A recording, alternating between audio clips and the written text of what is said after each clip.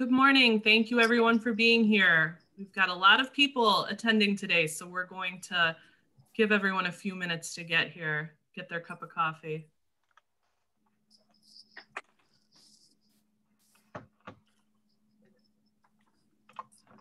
Thank you all for being here this morning. I think we have the whole state of Ohio represented in our attendee list today. We have Toledo and Cincinnati and obviously Cleveland. So thank you all for being here.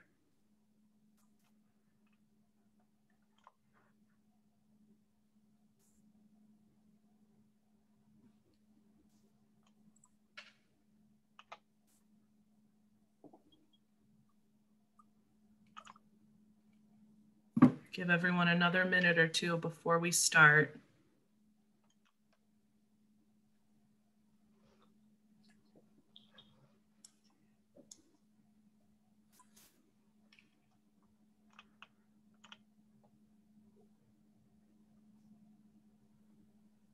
Good morning. Thanks for being here. We're going to get started in just 1 minute.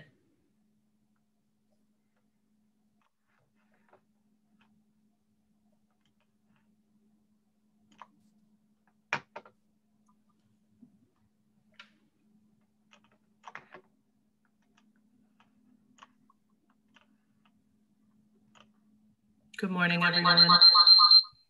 Ooh, I'm getting some feedback. All right, well, I will do my part slowly so we can still let the stragglers come in. Good morning. Thank you all for being here. My name is Carrie Burns. I'm Director of CLE here at the Cleveland Metro Bar Association. I want to welcome our friends from Toledo and Cincinnati.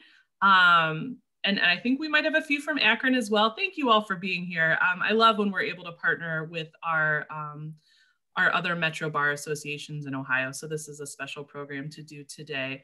It is for CLE credit.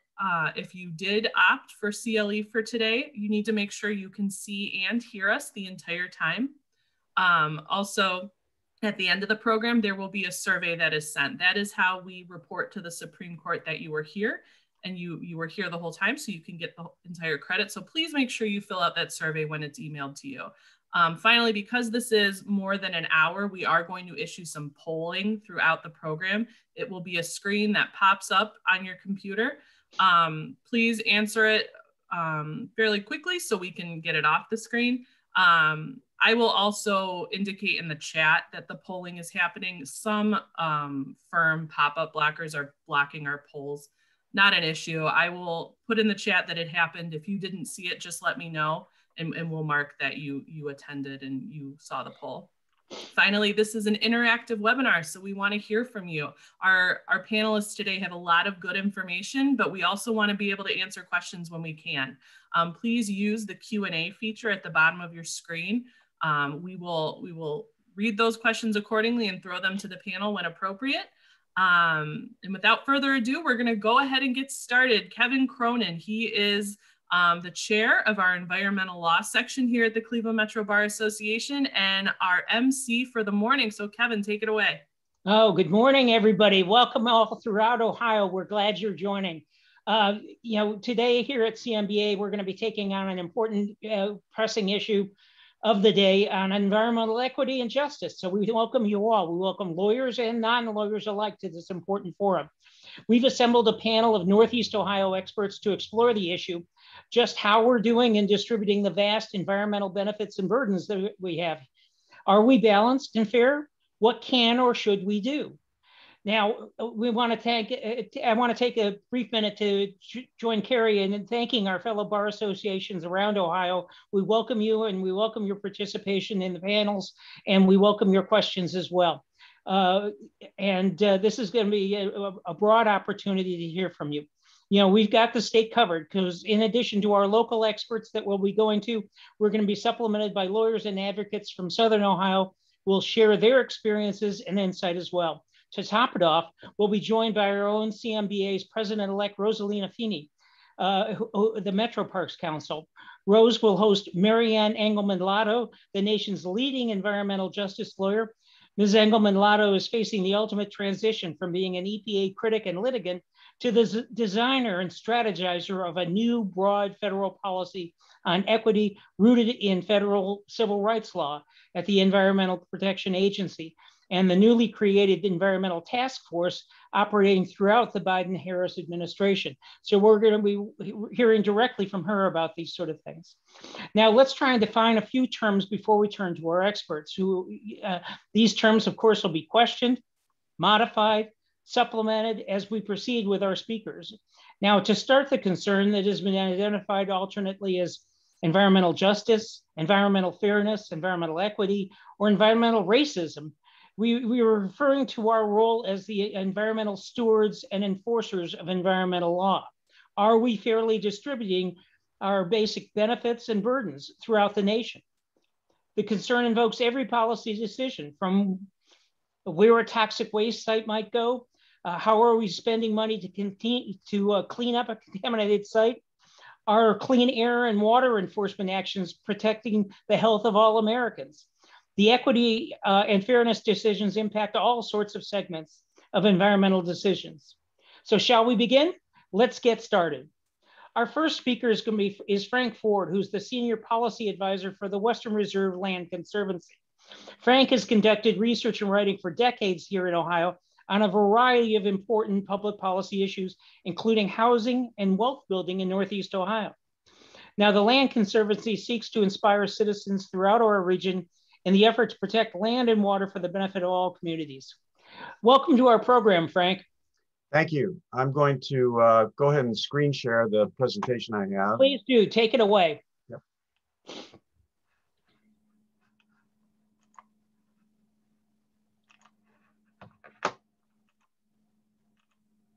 And is that visible? Can somebody confirm that? That's terrific. Why don't you get going? Okay. So what I'm going to be doing is walking through 90 years of housing policy and how that's limited African-American homeownership, wealth building, and upward mobility. And it will, as you'll see, tie into environmental issues. So I'm going to talk about 3 periods of time. The first one is 1930 to 1995, 65 years, where the practice of redlining or denying home mortgage loans to people of color was institutionalized by the federal government when the Homeowners Loan Corporation published maps steering lenders away from people of color communities that were deemed high risk for lending. That then resulted in a lack of opportunity to buy homes, build wealth, and transition, as whites have done, to healthier communities with better schools, amenities, etc. People of color have been more likely to remain in lower priced housing near industry and manufacturing. That's the first big period of time where housing policy had a huge impact. The second is around 1995 to 2000. This problem was made worse by a transition from redlining, denying loans, to what many people call reverse redlining, or a predatory targeting of people of color for high interest, high cost loans. And in the interest of time, I'm just going to move right into showing you. This is from 2006, approximately when this practice peaked. And the red bars are the percent of African-American population. You can see there are 5 regions in Cuyahoga County: east side of Cleveland, east inner suburbs, west side, west inner suburbs, and outer ring. And the blue bars are the percent of these high cost loans. And you can see that the subprime loans, the high cost loans, were more prevalent in Cuyahoga regions with higher African-American population. The result of that has been high rates of foreclosure and vacancy. And here you can see the same 5 regions and how vacancy and abandonment is distributed. It's much greater in the east side of Cleveland, where it's 81% African-American, east inner suburbs, 52% African-American. The further impact of this is that the vacancy and blight then undermined housing value and homeowner equity. And this is showing the 5 regions and the dotted lines of Cuyahoga County and Cleveland overall. And what you could see is all of the 5 regions experienced a dip around 05 to 09 from the foreclosure crisis, from the vacancy and abandonment, but the recovery is very different. And east side of Cleveland at the bottom here has recovered only 44%, whereas outer suburbs 100%, west inner suburbs 100%, Cuyahoga overall is 100% or more. And so there's definitely a disparate impact here from the foreclosure crisis and from these housing policies. Just looking at the east side of Cleveland alone, just taking the, I think it's 13 east side of Cleveland neighborhoods, you can see the dramatic impact after 05 through 09, where median home sale prices went from approximately 75,000 down to 5,000. The good news is there is recovery through December 2020, but the recovery is still at its best. Up here at the top would be North Shore, Collinwood at 61%, but many of the east side neighborhoods are in the 30% range. That means a huge loss of equity for African Americans and a loss of opportunity to transfer that wealth to their families and their children. So many believe the worst abuses of reverse redlining are behind us, but what about how are African American homeowners accessing loans today? This is just looking at loan rejection rates for home improvement loans and home purchase loans. The red bar is the rejection rate for African Americans. The blue bar is the rejection rate for whites. And as you can see, there's a significantly greater rejection rate for African Americans in both home improvement, home repair loans, and home purchase. And so a question often gets asked, well, is that because of race, or isn't it also likely that those borrowers denied because they didn't have the income to qualify for a loan? What about Black borrowers with higher income? So I took a look at that. And here we have, I've got 5 or 4 income groups, low income, and these are federal income guidelines for income. Low, 31,000 below, moderate, 31 to 51, middle income, 51 to 76, and then high income over 76,000. The red bar again is the Black borrowers, white is in blue. And as you can see throughout this, the Black borrowers are denied more often than whites at all income levels. But the most interesting thing is that when you get to the high income borrowers, the Black borrowers are denied 10% more than the white borrowers, 4%. But the Black borrowers at high income are also denied more than the moderate and middle income white borrowers. One last thing here I'll take a look at is this is home repair lending in those 5 regions that I've talked about earlier. The reddish or salmon colored bars are minority population percent. So the east side here, 81%, east inner suburbs, 52. And then the blue is the percent of loans made. And as you can see, there's a disparity. The least home improvement lending is done in communities with the highest African American population. So I said there were 3 periods of time I was going to cover. The first 2 I've already done, the 60 years from the 30s to the 90s, and then there was the period when subprime and predatory lending started. This is the 3rd period, which is really recent, that home purchase loans from 50 to 75,000 and lower. What we still have here is that many decent homes are on the east side of Cleveland and the east inner suburbs, but because of the devaluation from the foreclosure crisis, they're selling for low prices, 50, 75,000 or even less. And these low prices should present an opportunity for home ownership. But the irony is that the low commission on these loans are unattractive to loan officers, and disproportionately high fees associated with low dollar loans create issues for banks and their regulators. So in a terrible irony, the lending industry, which denied loans for decades, then targeted those same communities for high cost, risky loans, and then foreclosed, causing massive abandonment, is now saying the loans are unprofitable. And so it's just, it's been a continuation of policies that have impacted African-American communities.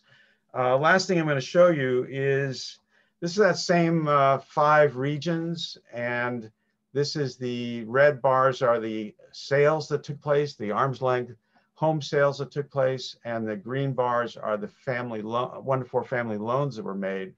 So what you have is that in every region except the east side of Cleveland, you've got some parity here where the green bars are similar. What you have on the east side is you got 3,800 home sales took place, but only 523 mortgage loans were associated with that. So there's definitely lack of access for mortgage loans here, and to some extent also in the east inner suburbs. But what this suggests, at least this is a guess, that what's happening here, these sales are taking place without mortgage loans. They're being self-financed by investors who are paying cash, or they're borrowing from traditional hard money lenders. But this is a missed opportunity for affordable home ownership and a significant unmet mortgage credit need. My last slide, policies and practice and rationales that result in less housing opportunity have shifted over the past 90 years. There's evidence of improvement, but compared to their white counterparts, residents in majority Black communities still lack opportunities to buy a home, build wealth, and transition to communities with better schools, amenities, and healthier environments. They're still more likely to remain in lower priced housing near industry and manufacturing. And that is the end of my presentation. I wonder if I made it in 10 minutes. Anybody keep track of that? How am I doing? I think you did it in less, Frank. Oh, well, that's remarkable. So should we take some questions? It's up to you guys. Sure. Hey, Frank, I'd like to pose a couple of questions for you. Sure. Thank you, Bill, on your fine presentation. You gave us a lot of facts to consider. You raised, your lending data shows home purchases, home lending for improvements, and you came to the same conclusions that banks were reluctant to lend in low-income neighborhoods and to low-income families or minority families generally, without regard to race. Correct? Yes. Okay. I should be clear about this, that nothing that I've presented and none of the research I've done proves intentional discrimination. But I think that what it shows is that there's clearly a disparate impact, which weighs negatively on predominantly African-American communities. There's just no way to get around that. It's not quite as bad as saying that some specific bank got together in their boardroom and said, we're not going to make loans to African-Americans. I think what it really has to do with is this idea of 90 days of really bad housing policy, which has not been very thoughtful and has had a very negative impact at best. That's not to say there isn't intentional discrimination out there, but this research doesn't prove that. But I'm not sure we need to. They could be making, seeing that they might make more money lending elsewhere, but it's the policy decisions of government that are trying to encourage more of the low-income lending, and there are the banks complying with that sort of low-income lending commitments that they're making to the federal government? Well, what's happened is, and this has been for probably more than several decades, there have been cases where either the federal government agencies or local communities like Cleveland and or nonprofits have challenged the banks to do better. And there have been agreements, often they used to be called CRA agreements, Community Reinvestment Act agreements. Now they're called CBA agreements, Community Benefits Agreements. And they're often multi-billion-dollar agreements. The problem is that there isn't always good tracking of how do those dollars actually get out the door and do they get out into those communities. And I think that where the solution lies is, and I don't know, do we have time for me to, this might blend into the next session, which we're going to talk about some solutions, but can I share one just to give you an idea? Well, I appreciate your observations and your help here to get us started. Can you comment then further about if the lending is not happening for purchases or building repairs and upkeep, what does that cumulatively mean towards neighborhoods? Oh, well, it means, really this entire 90-year period results in decline. People cannot get loans to repair a home. They cannot get loans to purchase a home. They're going to be continuing to be renters. You're going to have higher rental percentage and lower homeowner percentages and less stability in communities than the predominantly white communities, which are mostly going to be high percentage of homeownership. So there's going to be physical decline. There's the whole issue of inability to create generational wealth in the Black community and the ability to transfer that wealth. There are health issues, of course, just the lead and blight and, there's a long list that we could go into. And those are related to upkeep on homes and things like that people may not be able to keep up on. And then the neighborhoods become less desirable for further, further move in or, business investment and the like. Do you have, does your data suggest those sort of things as well? Oh, yeah, there's certainly, if you're looking at those home sale prices, what's happening is when you have a vacant home or several on a street, even if, so somebody's trying to sell, I'm trying to sell my home on one of these streets that has 5 vacant abandoned homes, and my home is in good shape. And prospective buyers come to look at my home and they say, gee, I like your home, I like what you've done with it, but I don't want to live on this street. And I think that's borne out in the graphs that I showed for the East Side Cleveland neighborhoods, where the prices dropped dramatically in response to the fact that there was this increased foreclosure, abandonment, and blight. I mean, so there's a real direct connection there. And you also made some comment about wealth. You made some comments about wealth building. Yes. Housing is often or maybe primarily the first step at building wealth for families, whether they're in cities or in suburbs. And, that's kind of been the American dream. Is your data also suggesting that because the houses in East Side have less value, are less subject or desirable for sale, that these families are then losing opportunities to build wealth for themselves and their family? Yes, and I would say that is the greatest tragedy that is behind all of the research that I've just presented. That someone on the East Side of Cleveland neighborhood, we could pick a neighborhood, St. Clair, bought their home in 2005 when the market was still hadn't dropped yet, and they paid $75,000 for it. Today, that home is worth $35,000, at least median home sale price. So they've lost more than half of the wealth, more than half of the equity.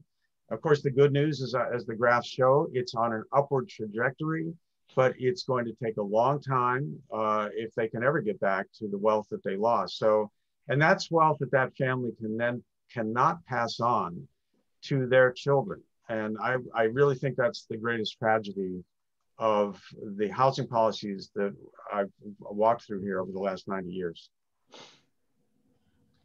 Does that then apply or impact other sort of policies that we have or other sort of goals families may have?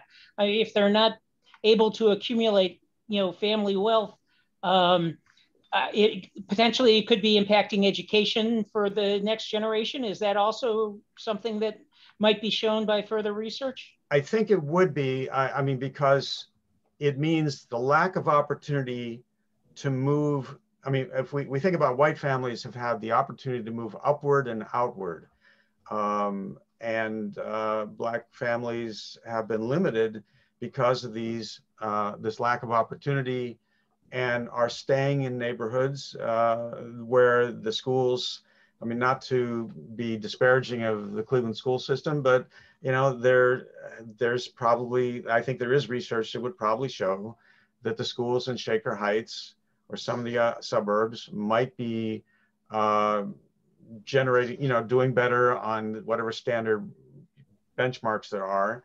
And then, of course, there's the issue of are you living in close proximity to industry, factories, manufacturing, environmental issues, toxic issues that you wouldn't necessarily have in the outer suburbs. So there's a number of things there. Health, education are all going to connect to where you're limited to living.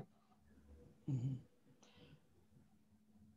And the value of the land, which then may attract different categories of a business investment, which raises again the equity issue. If the only businesses that are are coming into your poor neighborhood are less environmentally stringent or dirtier, or then you're exposed to health impacts and clean air and clean water problems. Yeah, and of course, that's not my area of expertise, but I think that it's logical what you just said.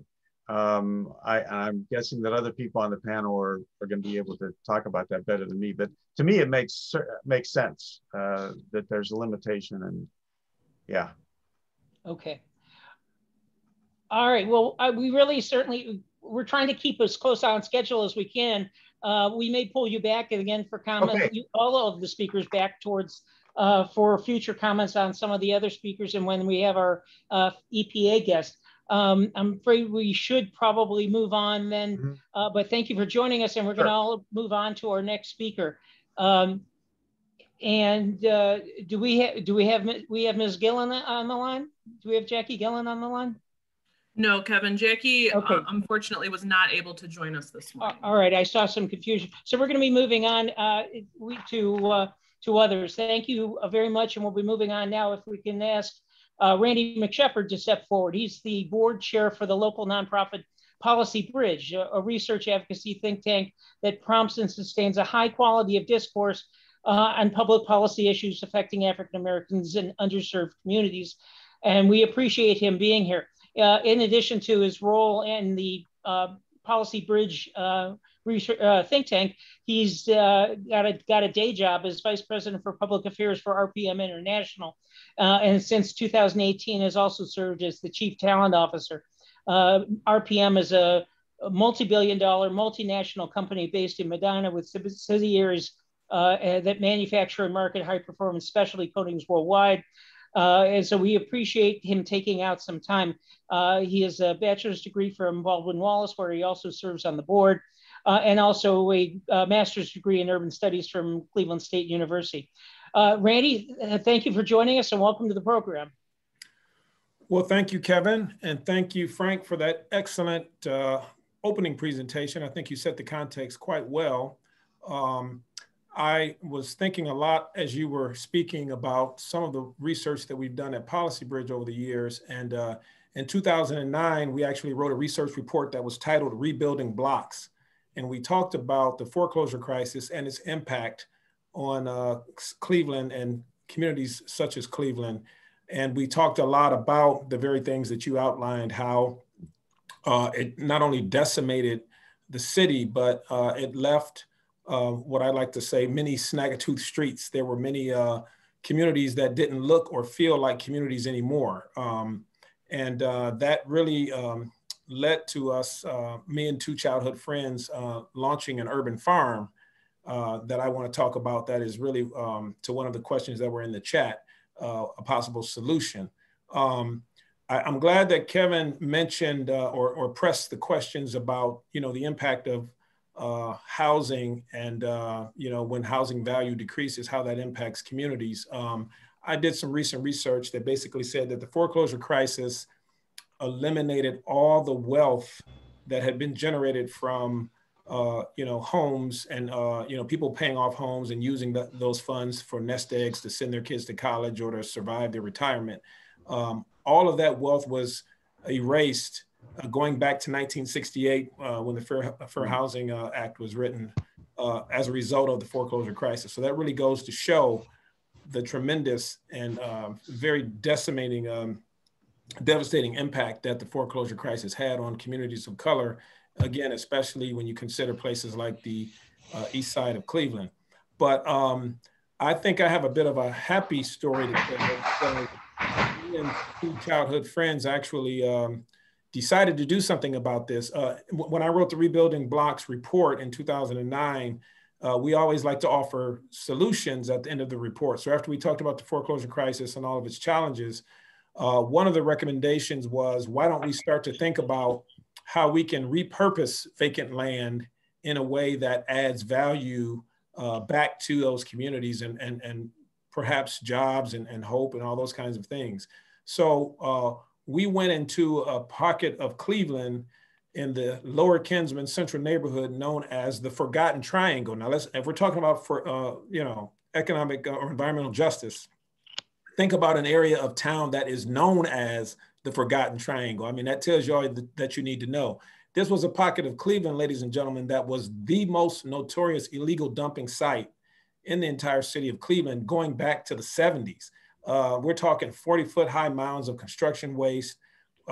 We worked with the county task force, illegal dumping task force, and started out with a 1.3 acre site. We unearthed over 2,000 tires. This area was the Forgotten Triangle because it was essentially forgotten about. It was, to Frank's point, it was sort of surrounded by rapid transit tracks to the north, Conrail train tracks to the east, a business corridor to the west, and the 3 or 4 streets that made up that community actually had dealt with a devastating fire that burned down 28 homes on 3 streets, which pretty much left this perfect area for illegal dumping. All the street lights were out, so you sort of wonder where was, the political civic leadership that would have ensured that streets don't reach that level of decay, but it happened. And we had a dream and a vision of, if we can turn something like this around, it really could be a model. So we started with 1.3 acres that we leased from the city of Cleveland. We then started to clean that space up. In addition to the construction waste and tires, there were burned out cars, refrigerators, all sorts of trash and debris. We did our best to raise money to clean it up, to spend a lot of our own time and talent and treasure to clean it up, and got this urban farm known as the Riddall Green Partnership off the ground. We have, for the last 10 years, continued to invest in that community and to try to do all that we could do to turn it around and make it a national model for how you rebuild forgotten about, just decaying, urban core communities and blocks. And I'm proud to say that 10 years later, we have grown from 1.3 acres to 15 acres in that exact same spot. And we have built 2 greenhouses, 6 hoop houses. We have spun off an actual fish farming business where we're farm raising tilapia fish. And we built a 7,200 square foot building where we're specifically farm raising tilapia fish and selling them to local restaurants. We have we believe the only EPA licensed compost facility. So we took a lot of that vacant land and turned it into composting, where during any particular week, we can get up to as high as 50,000 pounds of food waste that we're receiving and converting into compost. We, believe it or not, it was once known as the Forgotten Triangle, but it is no more because we, on an annual basis, tour over 4,000 people in this one, farm site, which is quite fascinating when I think about where we came from. And then we also have worked tirelessly with youth groups. We probably have 1,200 or so volunteers per year from colleges, universities, churches, corporations. We have hosted 5 weddings on this farm site. We have hosted concerts, keynote addresses. We had Ambassador Andrew Young come and speak at the farm about our farm being a model for what might be talked about as a solution for world hunger issues. In addition to all of that, we just a month ago finished a new restaurant building on the farm site, believe it or not. And we call it a community kitchen because a lot of our focus has always been, a need to teach urban dwellers how to access fresh food, as well as how to prepare fresh food, and of course, how to grow fresh food. But we learned after training now over 800 adults from 7 states in urban agriculture that many of them get excited about it, but then they sort of stumble when you talk about, well, how do you make it or incorporate it as a part of your daily diet? So we decided that we would start out addressing that by something that we used to call Soul Vegan Saturdays, where we would provide free vegan soul food type dishes on Saturdays for free, just so that people could try foods that they were familiar with, but that were all healthy for them. Because keep in mind, when you talk about diseases that most impact African-Americans in urban core cities, you're talking about things that to a great extent can be mitigated or controlled by diet. We're talking obesity, we're talking heart disease, diabetes, cancer. A lot of that has to do with diet. And I heard it once said that drive-throughs are killing more people in urban centers than drive-bys. So there's, in the central community, there's probably 18 fast food restaurants for every one place that you can access fresh food.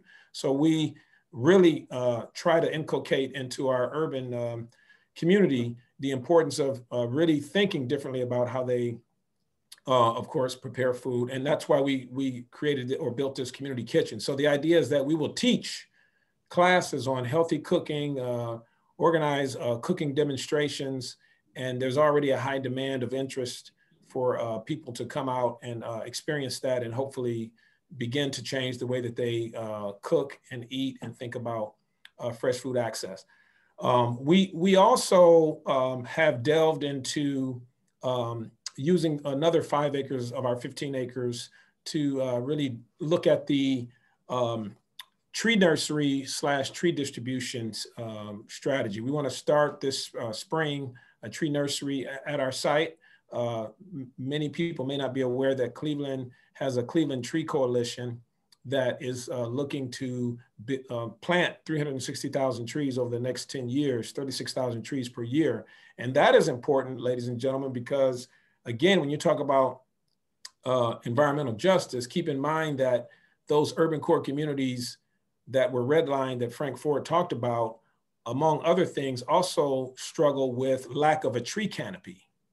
And it's been proven and documented very well that those communities that are quote unquote concrete jungles that have more asphalt and less trees are typically 10 to 12 to 15 degrees hotter in the height of summer than your typical suburban, well-shaded communities. So that contributes to things like asthma and so on and so forth. So we, in an effort to try to address that issue, are putting ourselves forward as an organization that wants to be on the front lines of distributing trees, helping to plant trees, hopefully helping to hire people to be a part of the maintenance crews that would go out and do that, which is great for lower income communities, people that may not have the college degrees, but that really are eager to work. So we're excited about that. And finally, we are delving into the carbon sequestration space. We are partnered with a newly established organization called the Urban Carbon Drawdown Initiative. It's chaired by a fellow named Brett Kincairn out of Boulder, Colorado. But Ridall, our group actually hosted the first ever conference of that group in Cleveland last January. January of last year, not this year. And it was interesting because all of the scientists, when they talk about global warming and those kinds of things, say that it's not just about, carbon capture. We have to do as much to, draw down carbon from the atmosphere into soil and those kinds of places. I shouldn't say it's not about carbon emissions, it's also about carbon capture. So scientists say that the best way to do that is through the natural environment and forests and things like that, but no one really thinks about that. Also could mean urban communities, parks, urban farms, things like that. So they thought that our farm site was a great example because when we're making compost soil, that's actually drawing carbon down from the atmosphere and putting it back into something more constructive. So I know there were questions about what could be done at the state and the federal level. One thing, the USDA, we've been chasing and hoping to get more support from. We recently won an EPA grant that is starting right now that's focused on creating something called biochar, which is a new phenomenon that basically is generates through pyrolysis, biomass converted into a certain product that can be used to augment compost soil and actually serve as an alternative heating source for greenhouses and hoop houses. So we're working, Ridall, our farm is the lead grantee for this federal grant, but we're working with 3 other cities, Detroit, Michigan, the Black Farmers Network there. We're working with Navajo Nation farming enterprise in New Mexico. And then we're working with another New Mexico community agriculture project. So the 4 of us will be experimenting with this technology to make this biochar and see how it contributes. So I can go on, but I will pause. You've been wonderful. You've been wonderful. You do raise some important issues, and I have some questions that I'd like you to elaborate on. I think that will be helpful for the audience. You mentioned this is an innovative EPA grant that you're working with to do energy generation for your facilities. Is it only for your facilities, or will it have value for the residents in the area? You said they talked about hoop houses and things like that. Well, right now it's a USDA grant, it is right now an experiment. This hasn't really been done this way. There's a company that has just started to build the equipment to be able to do this. So it's a conservation innovation grant. Right. That's the title of the grant. So we're being innovative and showing that perhaps this technology can be a wave of the future that can help not only with urban agriculture, but perhaps communities in general down the road once we prove out the science of it all. So the farm would become energy autonomous. It would just be running off of stuff that you produce yourself. Is that the goal? Certainly from a heating perspective, that would be the case. Electricity is still something we'd have to figure out. We do a little bit of solar, but we want to do more solar. I do want to give a shout out quickly to EPA because we've had a couple of summer projects involving youth that have been funded by the EPA. Terrific. Where we actually take youth groups through urban agriculture and environmental stewardship classes. So I think these kinds of things are important. States can do the same thing to get behind these kinds of efforts, and which ultimately helps our urban core communities to find ways out of the challenges that they face. Well, thank you for your greening up Ohio, greening up Cleveland, certainly. Much has been made of the fact that, here we are in the forest city originally, and our tree canopy is declining. It actually is less than than many other Midwest cities, Pittsburgh included, things like that. Is that a strategy also for, if not for your farm, but also for your neighborhood, about the heat island problem that you talked about? Yes, that's actually why we decided to get involved in the tree canopy, because we were experimenting with starting our own tree nursery. But in talking with some of our local partners, like Western Reserve Land Conservancy and Holden Arboretum, who do actual tree distribution work, we pretty much felt that if we could all work together, that because we're located in the urban core and we advocate for the urban core, that we would be an ideal partner to ensure that tree planting initiatives are very, very focused on urban core communities and not just suburban and exurban areas, because of the tree canopy and the health impact that it actually has on communities of color in particular. So we've asserted ourselves, Kevin, to want to play in that space because it's critical to the health and vibrancy of the communities that we care about. Yeah, very, very good. It's important to raise that question that you talked about heat and impact on health and safety of the individuals. I don't see a whole lot of discussion in the issue of environmental equity when we talk about neighborhoods and heat and efforts to try and make sure people are safe with a comfortable environment. I mean, you talked a little bit about asthma, but it could also be heart disease. Absolutely. And many other, yes. These are very, very significant issues. You can't dismiss them at all. So thank you for taking your leadership role on this farming issue. It looks like you're finally getting the attention you're due. But thank you for that, your organization, and thank you for your help, and thank you for coming here today to talk about these sort of things. I hope you can stay around and lend and listen through for the EPA part of the program a little later on. You may have some questions and thoughts that you want to raise based on your experiences here in Cleveland. And thank you very, very much. Thank you, Kevin. I think it will be time now to be moving on to our next presenter, and I appreciate that. We have Jonathan Wells and Cynthia Mumford who will be coming up. Jonathan Wells is the Executive Director of Cleveland Owns. Jonathan, are you here? Yep. Hi. We'll be going, very good, very good, there we go. He's the director of Cleveland Owns, and advocate for co-op opportunities to close the ownership gap and build neighborhood wealth and individual wealth and provide green energy. And we're gonna ask, he'll walk us through some of the programs that they're working on. He's also joined by Cynthia Mumford from the Block Club. She is in the Cleveland, a passionate Cleveland resident, neighborhood of Huff, and is partnering with Jonathan. So we also welcome her to the program, and she should feel free to chime in and talk and share this segment as we talk about how the program works as an idea, but also practically on the ground. So Jonathan, please, welcome to the program, and thank you very much. And the floor is yours. Thank you, Kevin. Glad to be here with everyone this morning. Cindy, do you want to kick us off, and then I can build on what you share? Sure.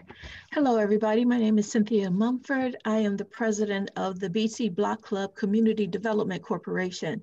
We were formed in 2018 with a generalized idea of our block club consists right now of about 50 homes, which represents about 100 residents within the Huff community, which Frank, that you shared during one of your film presentations. And our mission statement as the Block Club is we're working together to build a safe, economically stable, and beautiful community. And the way that we were trying to do that is that we formed a 501c3 owned by the community residents. And what we wanted to do was change our economic footprint through sustainable energy. So what we wanted to do was create a business model where we could bring wealth to the community through energy projects. Our first project is a solar project. Jonathan will go deeply into it. And we wanted to, and the way we wanted more than just something off of our energy bill. We wanted to use this platform to build businesses, not only here in the Huff area, but once we build and get our project off and going, we wanted to transform our model to prove it to be an evidence-based model where we can create wealth in some of the areas that you mentioned, Frank, in your slides. So one of our biggest things is the control of the land. Like you said, we can't do anything without the control of the land, which has been, I think, our biggest barrier. We're looking for 8 acres to be able to make it viable. And again, the community, if we are going in with developers, co-developers, we can then create a business model whereby the community owns it and then can continue to build wealth that way. And then with that said, we want to start off with solar, graduate to wind and geothermal. So Jonathan, I'm gonna leave it up to you. Thank you so much. Yeah, thanks, Cindy. That was a great recap, and I think spoke to kind of the motivations behind what I find so inspiring about the project. This is a project where, you know, Cindy, you and your neighbors have really led on this. You had this big vision about changing your economic footprint, providing stability, leaving a legacy for the next generation in Huff. And together for the past couple of years, we've worked on building a business case for community solar. And I've got a quick presentation. Let me share these slides. I probably should have done that earlier, just to more formally kick us off. Here's some of us with the BC outside of the solar panels on Euclid Ave. You all might know those panels. There's a ground mount solar array down Euclid Ave around 123rd. We took a visit there. This is, you know, sort of the part of a vision that we have for what this project could look like when it comes to fruition in Huff. You know, along the way, these are some of the projects that the BC is working on, which is, you know, it means acquiring the land. So Cindy mentioned that. It means finding the funding, and it means working with CPP to address the policy barriers that are standing in the way. I realize I've got the timer on. Let me fix that real quick. So those are the three planks. So that's what we've been working on for the past couple of years. And as Cindy mentioned, you know, acquiring the land has been a real challenge. And I think that this speaks to this vision around leaving a legacy. You know, I hear from Cindy and our colleagues in the BC that control over that land is really the first and most essential step towards building this community solar garden. What's exciting about what I think the BC is doing is this vision for community ownership. So that the core of what we do at Cleveland Owns is promote community ownership, the idea of collective stewardship over the things that we need to live in a prosperous community and to take care of the earth for generations to come. We're paying for the sins of past generations in Cleveland as we revitalize the soil that has been contaminated with lead, as we shift some of the housing policies like Frank's mentioned. And I think what Cindy and her neighbors are doing that's so powerful is really changing that paradigm, talking about community stewardship of the land, long-term control over that land, in a way that will allow the BC not only to generate clean, renewable energy, but to own those assets that rest on the land in a collective sense, so that they can make sure that those are there for the community's need over the long term. I mentioned those three elements of what they're working on, that they're working to achieve. So that's acquiring the land, finding the funding. We've got a development partner who can put the funding up in order to make that happen. And finally, it's working with CPP, and this is where the policy side comes in. Regulatorily, we have a lot of barriers in Ohio to making progress on clean energy, making a transition from a fossil fuel economy to a clean energy economy. Unfortunately, if there was any doubt about the status of our regulatory environment, it became very clear during the $60 million bribery scheme in 2020 that led to the resignation of the chair of the PUCO. First Energy has been corrupting that process for years. And if it feels bold to say that, I think that bribery scheme made it very clear that has been the case for a very long time. So in the state, it's difficult to do innovative clean energy projects because of that regulatory capture. We have a unique opportunity though in Cleveland, and that's, I think, the insight of Cindy and her neighbors, which is because Cleveland gets to set its own clean energy policy, its own energy policy through CPP, we can do these slightly more innovative strategies, such as community solar. I'll briefly describe what that is and how that project would work and what that would mean for Cindy and her neighbors. Community solar is basically like rooftop solar, except in one day, everybody goes up to their roofs and they take the panels off of their roof and they all walk them to the end of the neighborhood and lay them on a ground mount array next to one another. And so now you don't have any panels on your roof. Instead, the panels that used to be on your roof are now at the end of the street in a ground mount array. You get some economies of scale that way. So it's a cheaper project and you still get all the benefits of rooftop solar, except again, you didn't have to put anything on your roof in the first place. So this is a wildly popular program across the country. There are 12,000 households who are subscribing to a program like that in Minnesota, and other states, New Jersey, Colorado, all over the country are using this program called community solar. It's also called virtual net metering, which is the policy that has to be in place to make that happen. And we can do that, and we can do that right here in Cleveland.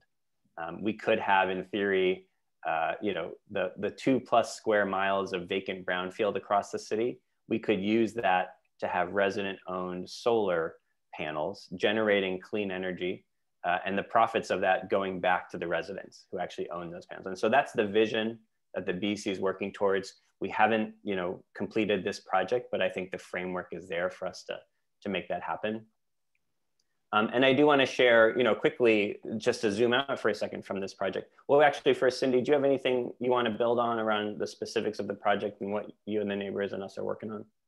Yeah, the thing we wanted to add was that because we were in this deprived area in Huff, where Frank mentioned in his slideshow, the money that comes back to the community, we wanted to bring that money back to shore up our housing stock, where we could bring our community up without having to go through some of the potential discrimination where it lends to the banking systems and some other challenges.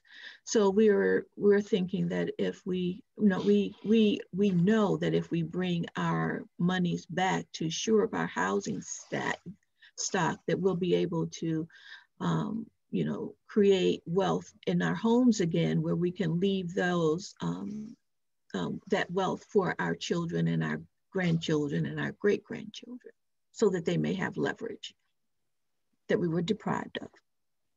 Thank you. That's a great point, Cindy.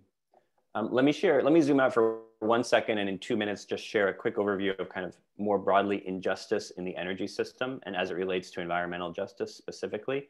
And then, Kevin, I'll pass it back to you. We'll close with a few minutes of questions or however you'd like to close us out. You just want to cite some specific examples of what environmental injustice in the energy system looks like. And we've covered some of these, so I'm going to go through them quickly. But more likely to live in pollution-burdened areas, Black, brown, and low-income people more likely to live in pollution-burdened areas on account of fossil fuel extraction. I think Randy and Frank have done a great job illustrating the impact of that. Let's talk about energy efficiency. So in terms of the consumption of energy, Black, brown, low-income people more likely to live in homes with high energy density, homes that are less energy efficient, which means that as a percentage of their income, more likely to be paying a higher percentage of that income to cover their basic needs of getting electricity and energy in their home. And then, we're on this verge of this grand transition, right? From a fossil fuel-based economy to a clean energy-based economy. It's one of the largest economic transformations that will happen certainly in our lifetimes. And it's a necessity if we're going to combat the climate crisis. And in order to make that transition in a way that is just, we need to be sensitive and we need to be aware of the past harms from the energy system.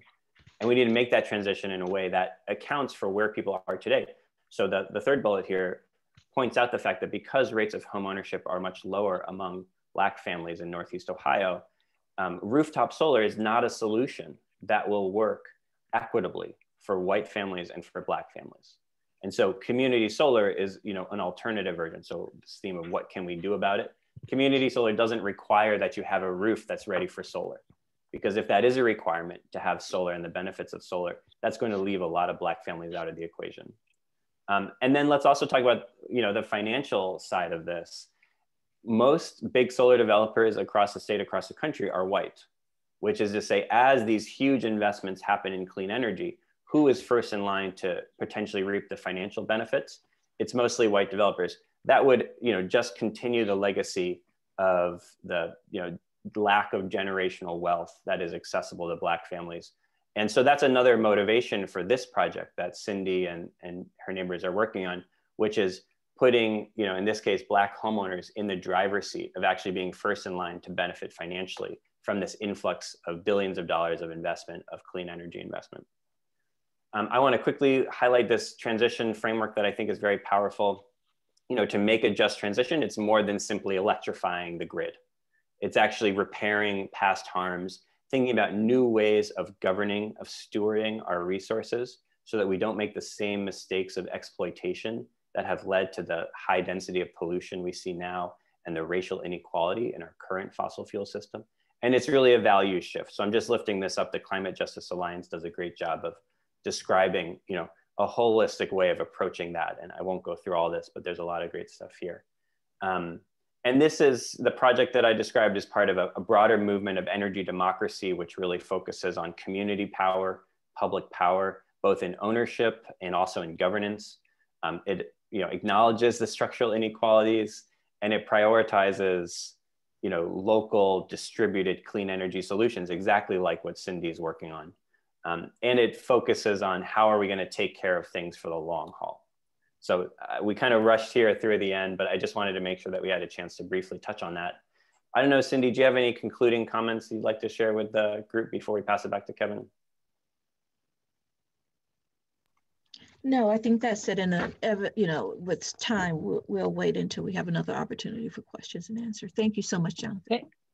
We do have a couple of, I would like to, if you can elaborate on a couple of points I thought was helpful. Really appreciate your input. Ms. Mumford, if you can talk about a little bit more about your Huff neighborhood and the opportunities that you think you will be able to create. Again, we're talking about environmental discrimination. Some of the neighborhood has faced some challenges over going back decades. How do you see this coming back and helping to rejuvenate the neighborhood for your neighbors? This is another history-making event once our project is complete.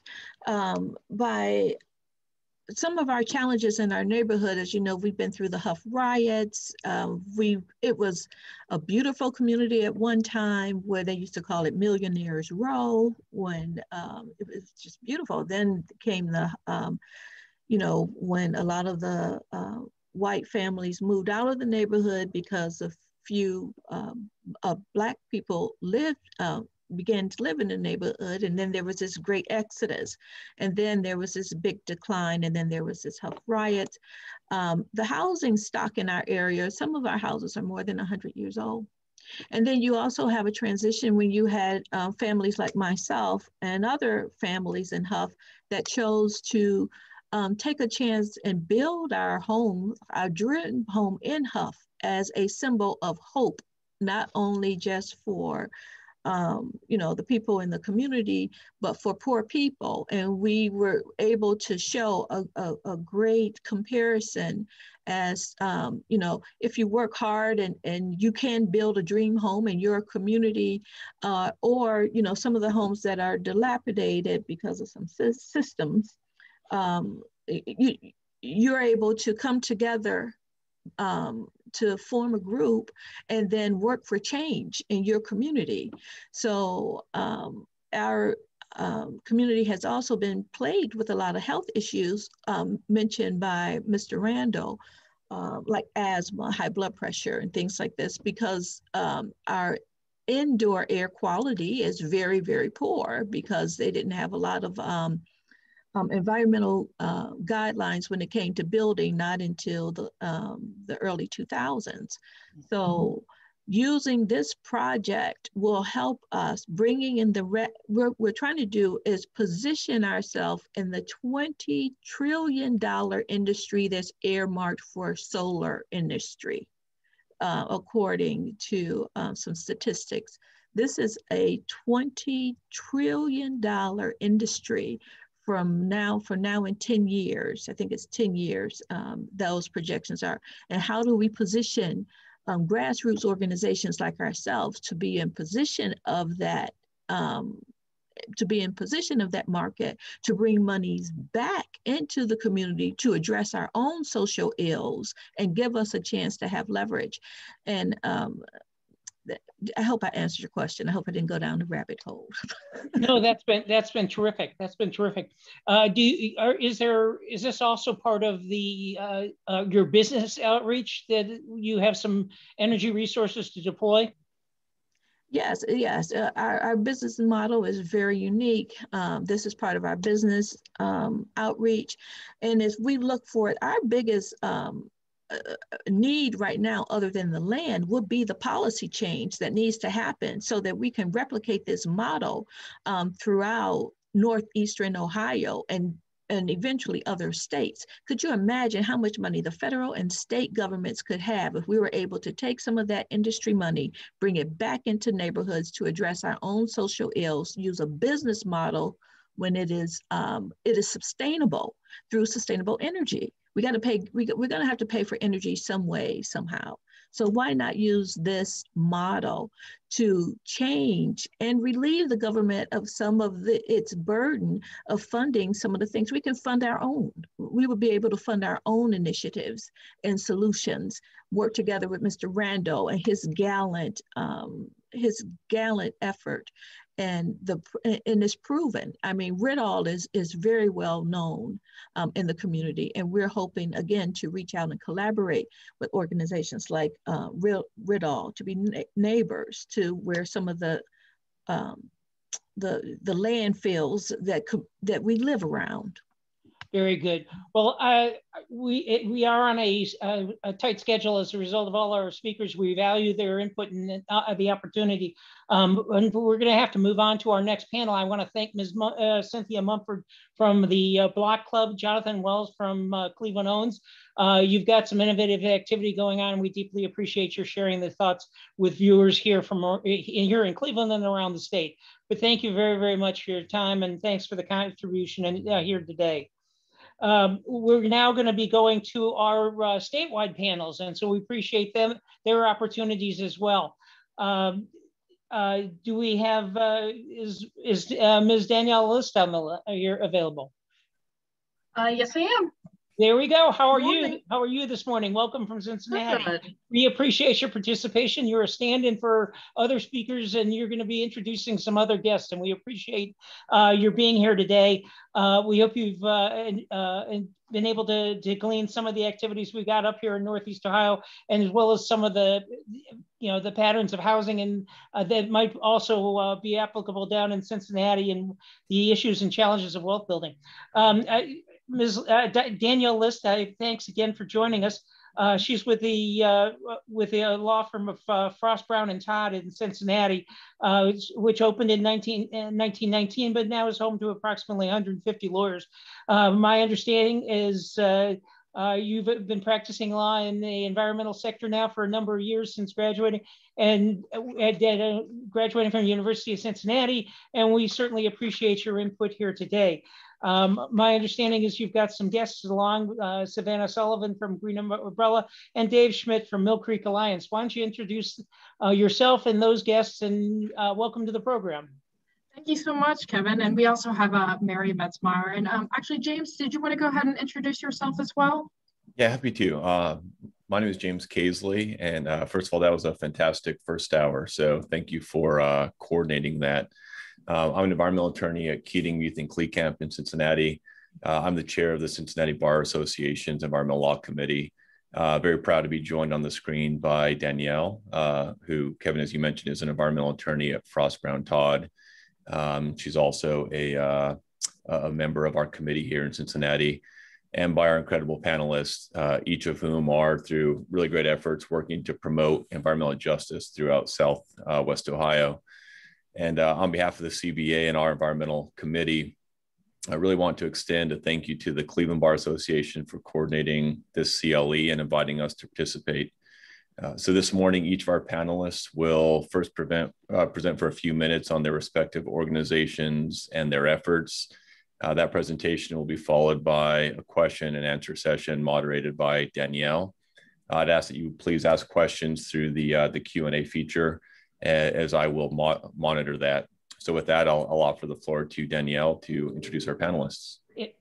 If I could just interject, I'm sorry, James, I understand you're with Keating Youth and Clay Camp down in Cincinnati, but that you also are very active, and that's primarily, or all of your practice is real estate and environmental law. Is that correct? That is correct. Yeah, about 90% environmental, 10% real estate as they overlap. Okay, thank you very much for your participation this morning. We appreciate Absolutely. that. Please welcome our other guests, if you would. Danielle, thank you. Sure, yes. Again, like James said, each of our panelists are from different organizations in Cincinnati area that work to address social, economic, inequities in our community, including environmental justice. Today, they will share some of that about their organization, their experiences, and how change can be affected at different levels of our society. So we will start with Savannah Sullivan, who's the climate policy lead for Green Umbrella, who would discuss her involvement working with local governments. Then we will go to Mary Metzmeyer, who is the lead community organizer with Working in Neighborhoods, and who will give her perspective from working with the frontline communities that suffer from the disproportionate impacts of environmental and public health issues. Then we will wrap up with Dave Schmidt, who's the executive director of Mill Creek Alliance, and who will discuss his involvement in both the community and the stakeholders on these issues. So again, if you have any questions, you can put them in the chat and we will address them at the end. But without further ado, Savannah, do you want to kick us off? Great, thanks so much, Danielle. I'll share my screen. All right. Yes, good morning, and thank you to the Bar Associations across Ohio, my fellow presenters, Mary and Dave, and everyone joining on the line. I'm really grateful to have some time with you today to chat about Green Umbrella, our new body of policy work in environmental justice. And today I'll be mostly chatting about local government work, as Danielle said, and a lot of culture shifting in this space. So as mentioned, I'm Savannah. I'm the climate policy lead at Green Umbrella as of December. And Green Umbrella is Greater Cincinnati's regional sustainability alliance. We're a nonprofit based in Cincinnati, and we work across 10 county region in 3 states. So 4 counties in Ohio, 4 in Kentucky, 2 in Indiana. We're supported by hundreds of regional members, both individual and organizational. We facilitate events and communications and coordinate collaborations to help foster more sustainable, resilient, and equitable region. Green Umbrella embraces the collective impact model, which brings people together in a structured way to achieve social change. Stakeholders define a common agenda through engaging with us, identifying a problem and creating a shared vision to solve it. Shared measurements are established through our work so progress can be tracked effectively and communally. Mutually reinforcing activities through our work propel collective efforts. Continuous communication builds trust and relationships among participants. And a strong backbone organization, which in this instance is Green Umbrella, is dedicated to orchestrating the work of the group's efforts. And so we have a lot of different ways that we deploy this model. I'll share a handful of them. To the right, you can see our 4 initiatives, which are staffed efforts that work with community leaders to deliver on specific goals. The 2030 District is a membership organization that works to reduce the building sector's energy use, water consumption, and transportation emissions by 50% by the year 2030. Last year, Cincinnati's was also the first 2030 district in the country to add occupational health as a goal due to engagement with our constituents. We also have the Greater Cincinnati Regional Food Policy Council, which is a cross-sector collaboration of organizations and individuals, community influencers, and decision makers who are working to drive impact in creating healthy, equitable, sustainable food systems in our region. Our newest is the Common Orchard Project, which works to install and maintain hundreds of small orchard plantings across Greater Cincinnati and grows quote unquote commonly held resources by educating communities on fresh food and urban land management. And finally, we have Tri-State Trails, which is an alliance of community advocates advancing a vision to connect and expand our region's trail and bikeway network and advance an active transportation policy platform. Green Umbrella also convenes impact teams in 4 impact areas, which act as organizing concepts to launch coordinated teams that tackle specific regional issues. We have 4 impact areas, as you can see here. And my work, for example, falls under the policy impact area, which is committed to working directly with local governments. Here you can see the impact teams that we've launched to date. And so these are community-driven efforts, and there are others that are in the pipeline. You can see the groups in gray are scheduled to launch this year. I'll use an example of an existing group, CPS Outside, and that is a team dedicated to working with educators at every Cincinnati public school campus to ensure equitable access to outdoor experiences and environmental education, regardless of demographics, economic status, or family support for such activities. I will add here that the exact policy teams are yet to be determined. I'm currently working with stakeholders and will be over the next year to identify and launch teams that best support the needs of local communities. You'll hear from our other speakers today who will talk about stormwater, sewer justice related issues, and I have a strong feeling that that will be an issue that our policy team is working on in concert with these groups as well. But first, here are some activities that we've tackled in the policy impact work to date. Starting in the top left corner, we're working with groups like Groundwork Ohio River Valley and the City of Cincinnati on a pilot program called Climate Safe Neighborhoods that will support an equitable engagement model for the city's sustainability planning process. I'll chat a bit more about that later. But moving clockwise, we are also working with the Center for Local Government to provide training for all local governments in their territory, which is about 60 local governments in Southwest Ohio, on sustainability, resilience, and equity strategies for local government staff to implement in their work. Moving down here, we are also working to highlight the successes to date of local governments and foster a peer sharing platform in partnership with the Environmental Resilience Institute, highlighting successes such as Silverton, Ohio's recent launch of an energy aggregation program that has delivered green energy at a lower cost to its residents, solar installation, and LED streetlights. And finally, here in the bottom left corner, we are partnering with the Ohio Environmental Council and hosting educational events for candidates running for local office, both council and mayoral candidates, that can help inform the development of their sustainability and equity platforms. As mentioned, my policy work is still developing, so any conversations you want to have with me about this, please reach out. But I will share with you some guiding principles that are currently influencing its forthcoming strategy. In pursuing work with regional local governments, we seek to foster coordination across our regional institutions on sustainability, policy, and equity, and elevate these needs to state and federal resources.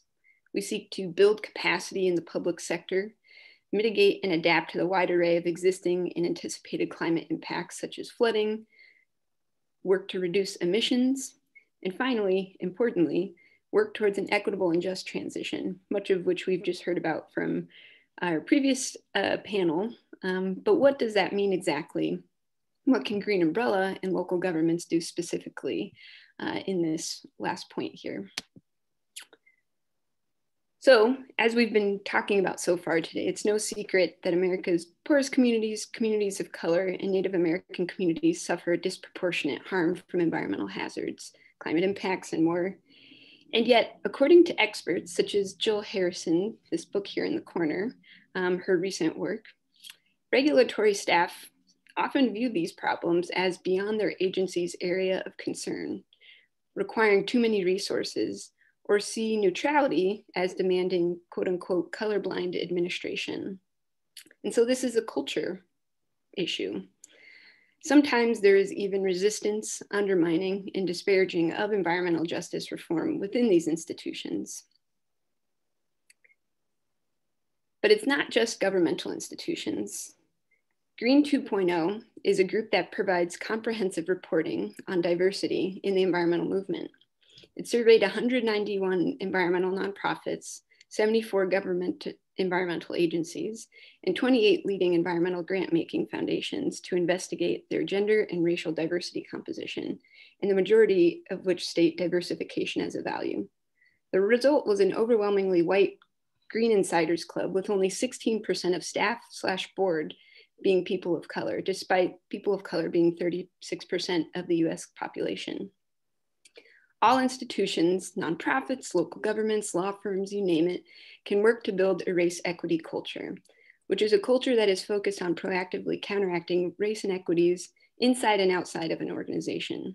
The 5 steps listed here, ranging with learning and sharing important terminology, to disaggregating data to clear a picture of inequities and outcomes gaps both internally and externally, are from an excellent resource here called Awake to Woke to Work, and I can't recommend it enough. It has been pivotal for Green Umbrella's nonprofit work. A crucial part of environmental justice work involves working at the individual to institutional level to confront the dominant culture that shapes our institutions, our media, and the way we see ourselves and each other. In our society, that means the explicit to subtle ways that the norms, preferences, and fears of white, European descended people overwhelmingly shape how we organize our work and our institutions and interact with each other, and over time, make decisions. So another resource I would recommend on this front in pursuing environmental justice efforts is a worksheet called White Dominant Culture and Something Different. And you see some examples here. It presents characteristics of white dominant culture, the left column here, asks us how they might apply to you or play out in your organizations, and then provides something different, aka antidotes or alternatives to the specific characteristics. Whether we're considering spaces we're in every day or just for a moment, it's important for us to work to make this something different lens our default. I will use my everyday space as an example. Green Umbrella will be the first to acknowledge that, much like the Green 2.0 statistic, we are currently a predominantly white staff.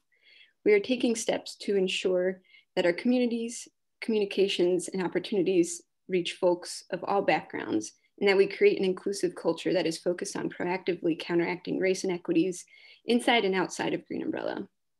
We can even use this lens altogether right now and acknowledge that this panel is just 3 organizations in Southwest Ohio and comprised of all white individuals. So after this event, be sure to check out even more local organizations in this space. For example, the NAACP chapter here recently launched their own version of the Environmental and Climate Justice Program. And as allies moving forward in our work and events, ask ourselves, how can we think about these issues with partners like NAACP and others, and lift up leaders of color and foster platforms to showcase their expertise? Another important question is, what do equity and justice work look like in our projects and programming in local government? To answer this, I'll briefly mention some examples and opportunities for Cincinnati, and I'd like to frame them within 3 general forms of justice. Recognition justice is the identification and acknowledgement of injustices affecting specific populations. A key to this is recognizing that some geographies are more vulnerable to burdens and some populations are more discriminated against than others. Last year, Cincinnati participated in a community science campaign with NOAA to collect urban heat data. Map in hand will allow Cincinnati to engage locally with populations most vulnerable. Procedural justice is addressing power structures and access to participation and decision-making. And a key to this is ensuring equitable, inclusive, and meaningful engagement, and asking, how does our engagement shift power, build trust, and ensure accountability, both structurally and intergenerationally? What that means for the city's sustainability work is creating inclusive, ongoing, organized engagement related to climate action and racial equity. Last year, they were part of a National League of Cities cohort alongside Groundwork Ohio River Valley in the Leadership and Resilience cohort, which provided resources and financial support to host an internal equity exercise for staff and a community engagement effort in Lower Price Hill, a neighborhood here locally.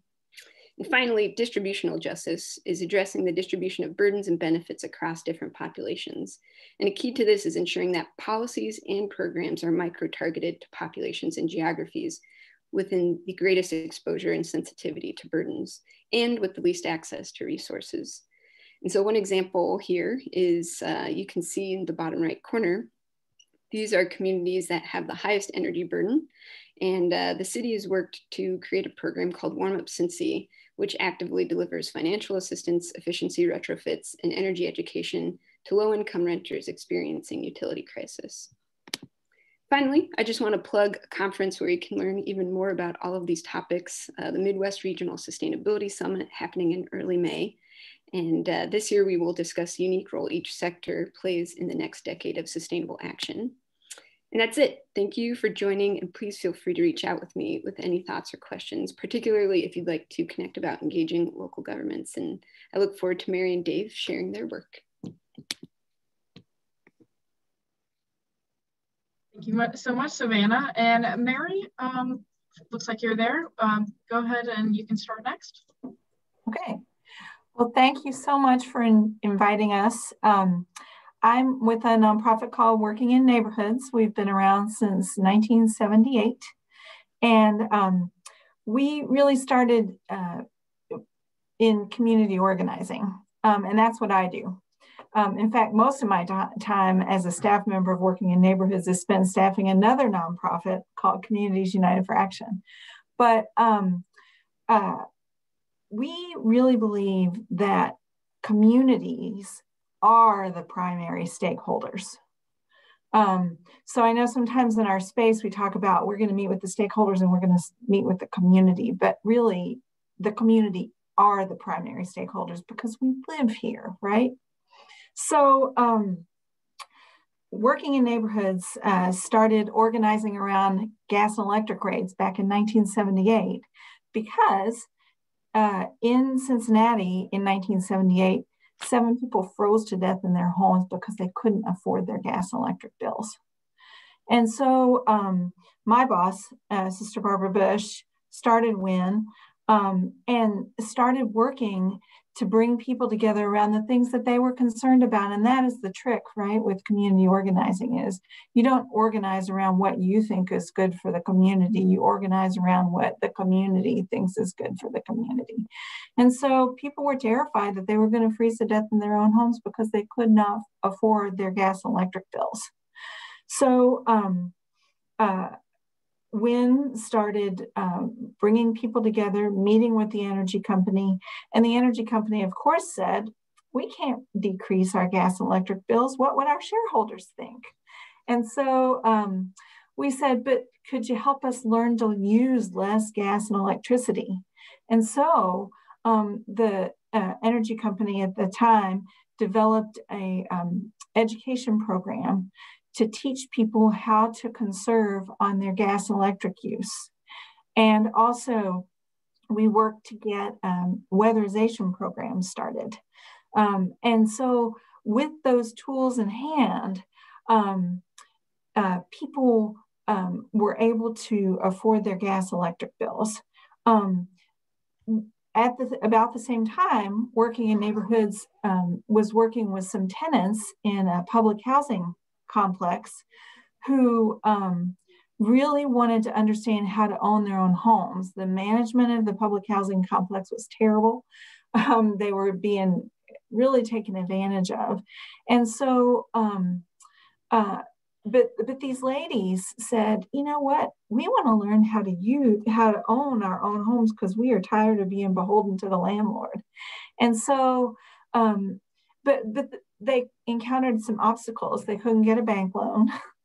They didn't know how to own a home.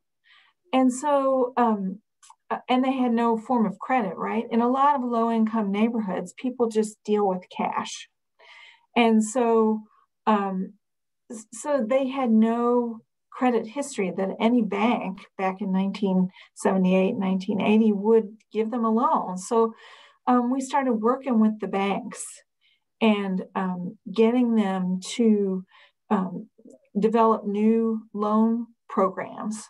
And really through community organizing, holding them accountable to following the federal law about redlining, right? And getting them to, and in 1980, Working in Neighborhoods was working in 13 neighborhoods. And in those 13 neighborhoods, there were 6 bank loans, 6.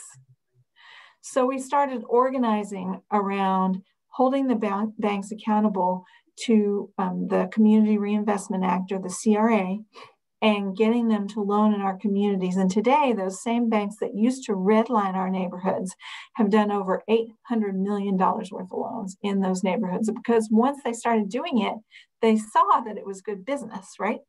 And so, and they saw that a lot of the folks who went through our programs, so we worked with the banks to develop the programs and to develop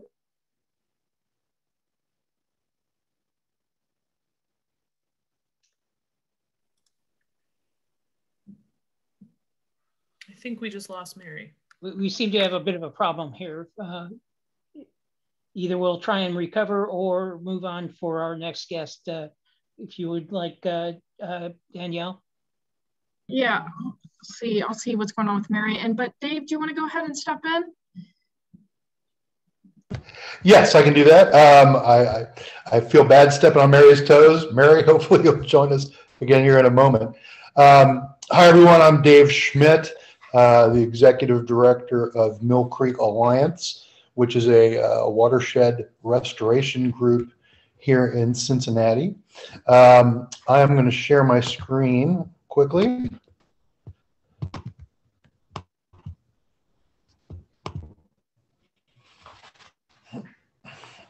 All right, and hopefully you're all seeing this. But so Mill Creek Alliance works to restore the Mill Creek watershed in Southwest Ohio. If you know Cincinnati, Mill Creek is the stream that runs right down the middle of the valley along I-75 through the industrial heart of Cincinnati. The main stem is about 28 miles long. And one of the most interesting things about our watershed is that we have 37 separate political subdivisions that we deal with in the watershed. Of course, the city of Cincinnati down here towards the bottom is, the largest of those, but each of those different colored blocks that you see on the watershed map represents a separate independent political entity. So, working toward unified watershed-wide planning, both strategic planning and restoration planning can sometimes be a challenge. today, when we're focusing on environmental justice, we're mainly focusing on the lower third or so of this map. Down here, the larger block, which is the city of Cincinnati. But you see that probably about 2/3 of the watershed is above that point, and that'll become relevant, and we'll talk about that some more in a little bit. So a very brief history of the Mill Creek. It was long abused, this stream that runs through the heart of Cincinnati. In 1997, the National River Conservation Group American Rivers named Mill Creek to its most endangered rivers list and called it the most endangered urban river in North America. And some of you may remember Jim Borgman, who was a great political cartoonist from Cincinnati, and he created this cartoon that, people saying, you never would have guessed that it's polluted? No, that it's a river. And at that time, it was really in dire shape. A couple of brief pictures. The one on the left is from 1902, so you can see there was already a lot of heavy industry there. And then, to the right in the 90s, there was still a variety of things being dumped directly into the creek from industry, from combined sewer overflows, and hazardous waste sites located directly on the banks of the streams. I'm happy to say that now, 25 years later, that the water quality has vastly improved through better enforcement, through stream restoration, through the beginnings, at least, of CSO sewer separation that Mary began to mention. Some of the sewer difficulties Savannah did also. Now, where once, one of my predecessors used to go around town saying there's nothing out there except mudworms, bloodworms, and leeches. And now I'm happy to say that we regularly take people canoeing and fishing on Mill Creek. You can catch some great hybrid striped bass. The little guy on the right, is not a huge fish, but we're excited about him because he's a walleye. It's the first walleye that was caught in the Mill Creek in many decades. And as a top predator fish, it shows that we've got healthy populations of other fish for those guys to go after. And so, we've come to an interesting point in the history of Mill Creek. For decades, it was so polluted that the public perception of it was awful, rightfully so. People warned their kids not to go down there. I'm going to have to do this in here. People would warn their kids and their families not to go to the creek. Now the water quality has improved to a large extent. In a sense, we battle the other perception that now it's job done. The water quality has improved and we can go canoeing there and we can fish there. But it's not job done. And the reason it's not job done is because of all of the historical issues that our environmental justice communities are still dealing with. And let's talk about that. Savannah mentioned some of the great mapping projects that they and other collaborators have entered in on. I am borrowing some figures from one of their websites, actually, because it's really relevant to our work on the Mill Creek. So you'll see the Mill Creek is the blue line, the stream that runs right through the middle of this image. The Ohio River here is at the bottom. And you'll see that, the darker gray areas are a percentage of impervious surfaces. And so we go through all of these neighborhoods that are right along the Mill Creek and in the immediate part of the Mill Creek Valley. Camp Washington, Lower Price Hill, Millvale, South Cumminsville, Northside, Winton Hills as we go up the valley. And I know a lot of you aren't from Cincinnati, so you don't know these neighborhoods, but these are neighborhoods that are right along the stream and suffering the greatest loss of permeable surface. And if you start overlapping that with a number of other environmental impacts, you see tremendous overlap and how all of these effects are aggregated and all hitting the same neighborhoods. Here's a map showing heat island effect within the city limits of the city of Cincinnati. Obviously, the darker the red, the greater the heat variation that's being experienced by those neighborhoods. And again, you see the same neighborhoods that are the darker red.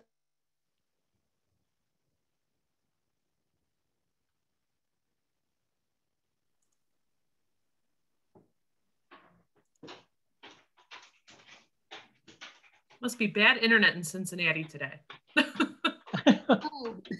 And flooding. Mill Creek, because of all of the impermeable surface, not only in the city of Cincinnati, but throughout that northern 2/3 of the watershed, is really flashy. It can go from a calm foot or 2 feet deep. If we get one of these big rains, 2 or 3 inches of rain in 24 hours, 4 or 5 inches of rain in 48 hours, it can go from 1.5 feet, 2 feet deep to 16 or 18 feet deep within 4 or 5 hours. So this, shows the overlay of flooding risk with the heat island impact. And again, you see that most of the purple areas, the highest risk areas, again, are right along the Mill Creek in our lower watershed communities. And last but not least, overlay that with the socioeconomic data, and you see that a lot of these same neighborhoods have the most economic burden and have the highest percentage of households that are struggling economically and that are in poverty. So all of these things come together in the lower Mill Creek Valley in our underserved neighborhoods in that area. And so again, I put up this map of the watershed because, again, I want to focus on the fact that all the neighborhoods that I've just been emphasizing are in this lower third of the watershed, mostly within the city limits of the city of Cincinnati. But the rest of the watershed is more suburbanized. And, as you can see, is probably at least fully 2/3, if not more, of the water that is being contributed to the system. And that has a great deal of impact on flooding, on stormwater problems, and which has a direct relation to the sewer backup problems that Mary's group deals with so often in so many neighborhoods, as well as Savannah's group. So what can Mill Creek Alliance do about this? And I'll be honest and say, for a long time, Mill Creek Alliance was focused mainly on restoring the stream. That's why our organization was formed 25 plus years ago.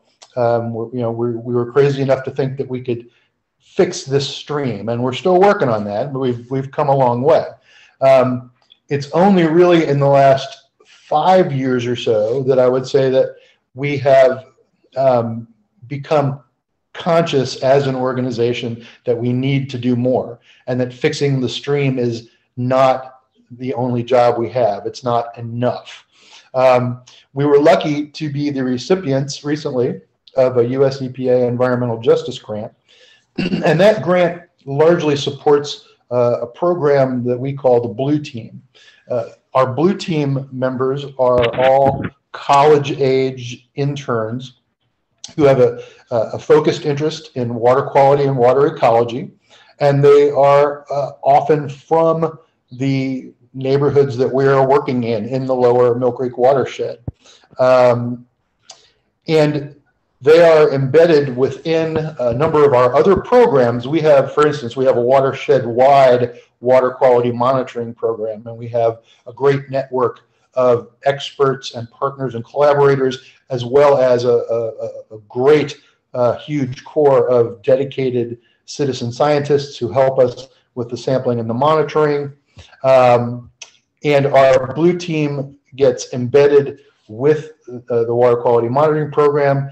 They receive a great deal of training and certifications in how to do water quality monitoring and analysis that helps them in their future careers as they graduate from college. They've already got all this great hands-on experience. But there's also more to it than that. The Blue Team serves a lot of other roles. In many ways, they help us be, our eyes and ears in the community, and not just in the lower watershed communities that we've been talking about, but also in the rest of the watershed. You know, you've seen all those different political subdivisions that we need to talk to if we're going to explore solutions for the lower watershed, particularly with the stormwater issues and the related sewer backup issues. We've got to be working with those upper watershed communities too, because 2/3 of the water that comes blowing down the Mill Creek and we have these high rain events is coming from those upper watershed communities. So we need to help educate them about how what they do, the choices they make in their communities are impacting the people downstream. The Blue Team also, seeks to find ways that all of our resources here at Mill Creek Alliance can help find solutions for some of the different problems being experienced. And they advocate for different neighborhoods that they work in, as well as advocating with the suburban village councils and township councils that we are continuing work with. We also work in environmental justice in other ways. One of our big goals right now is literally to try to reconnect the people with the creek. I mean, because parts of the stream have been channelized, many communities literally physically cut off from the stream. There is an existing 5+ miles of Mill Creek Greenway bike trail that our organization helped build.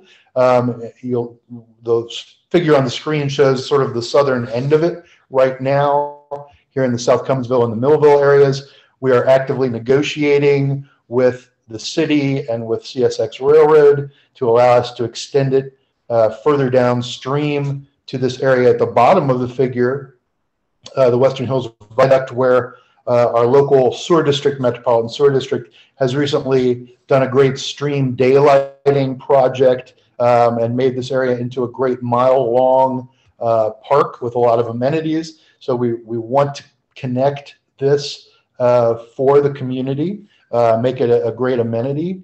We're also trying to create, literally just trying to create places where people can safely get to the creek.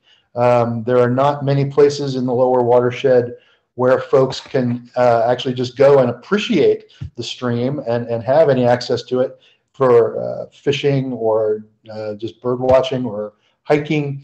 So we're trying to develop a network of access points, and we're focusing mainly, again, in the first phase on these lower watershed areas. Down here at the bottom of the screen where it talks about the barrier dam, we just now finished negotiating with the city of Cincinnati, and we have installed a new access point down there. So for the first time in many decades, folks in Lower Price Hill now can have direct access to the stream right down here near the mouth of the Ohio River, which is a beautiful spot. And then up here in the area between Clifton Avenue and Mitchell Avenue, we are going to be opening a new stretch of bike trail this summer.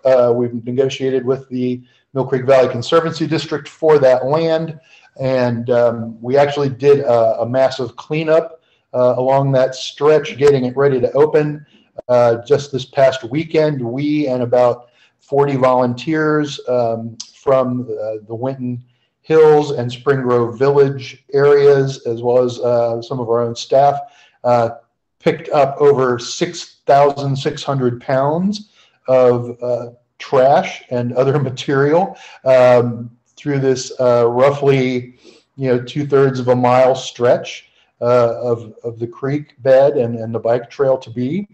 So we've got that all cleaned up, and that'll be open for the public to use this summer. So we have a lot of different environmental justice programs going on, but we are the first to admit that we have much more to do and much, much more to learn. And I'm honored to be a part of the group here today, and have already feel like I've learned a great deal from learning to the first panel and my partners here in Cincinnati. Thank you. so much for that, Dave. And, now that we have some background on the, Mill Creek watershed and the communities there, we can go back to Mary to pick up her efforts in the Mill Creek communities. Mary, you back? Oops. I forgot to start everything. Okay. So sorry, I had to switch rooms. Dave's and my office are just a few blocks away from each other. And this is the reality. We talk about access to broadband and things like that. This is the reality of the neighborhoods, right? Is people don't get equal access to things like internet connections. When it rains, our phones go out. So, that is the reality of what folks are dealing with. And so anyway, I was talking a little bit about how working in neighborhoods got started, and how we worked with the banks to get them to stop redlining our communities. And so working in neighborhoods also started looking around the communities we were working in, and folks were like, we got a lot of vacant houses. Why don't we just fix them up and, sell them to first-time homeowners? So that's what WIN did. And today, WIN has built or rehabbed and sold 176 homes to first-time low-income homeowners. Working in neighborhoods work, there's a broad reach in terms of WIN does a lot of energy education, going into people's homes, teaching them how to conserve on that gas electric usage. That spans 7 counties. But our home development efforts are really only in 3 neighborhoods: South Cumminsville, Northside, and College Hill. We have done home development in Winton Place, but we help them start their own housing development corporation. So they do that now.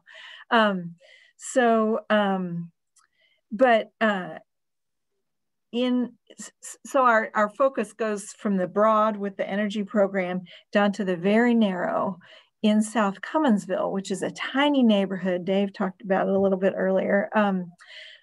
It is about 98% African-American. It's where our office is. It is about 86% of the people live below the poverty level, but 56% of them, the single family homes, are owner occupied, which is huge. And it is because of working in neighborhoods work.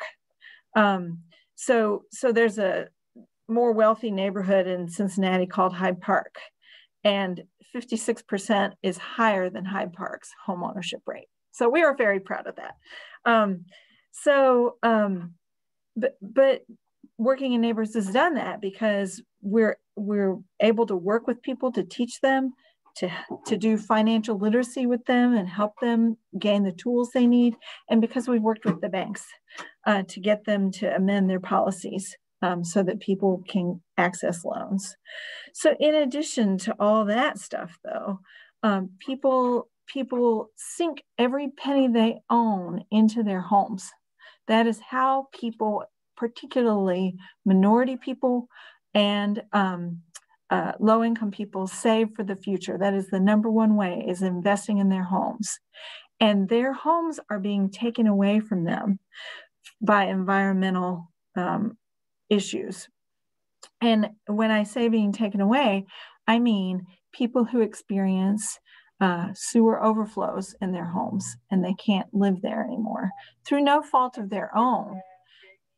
They are, Allison, can you tell Cozy that I can't?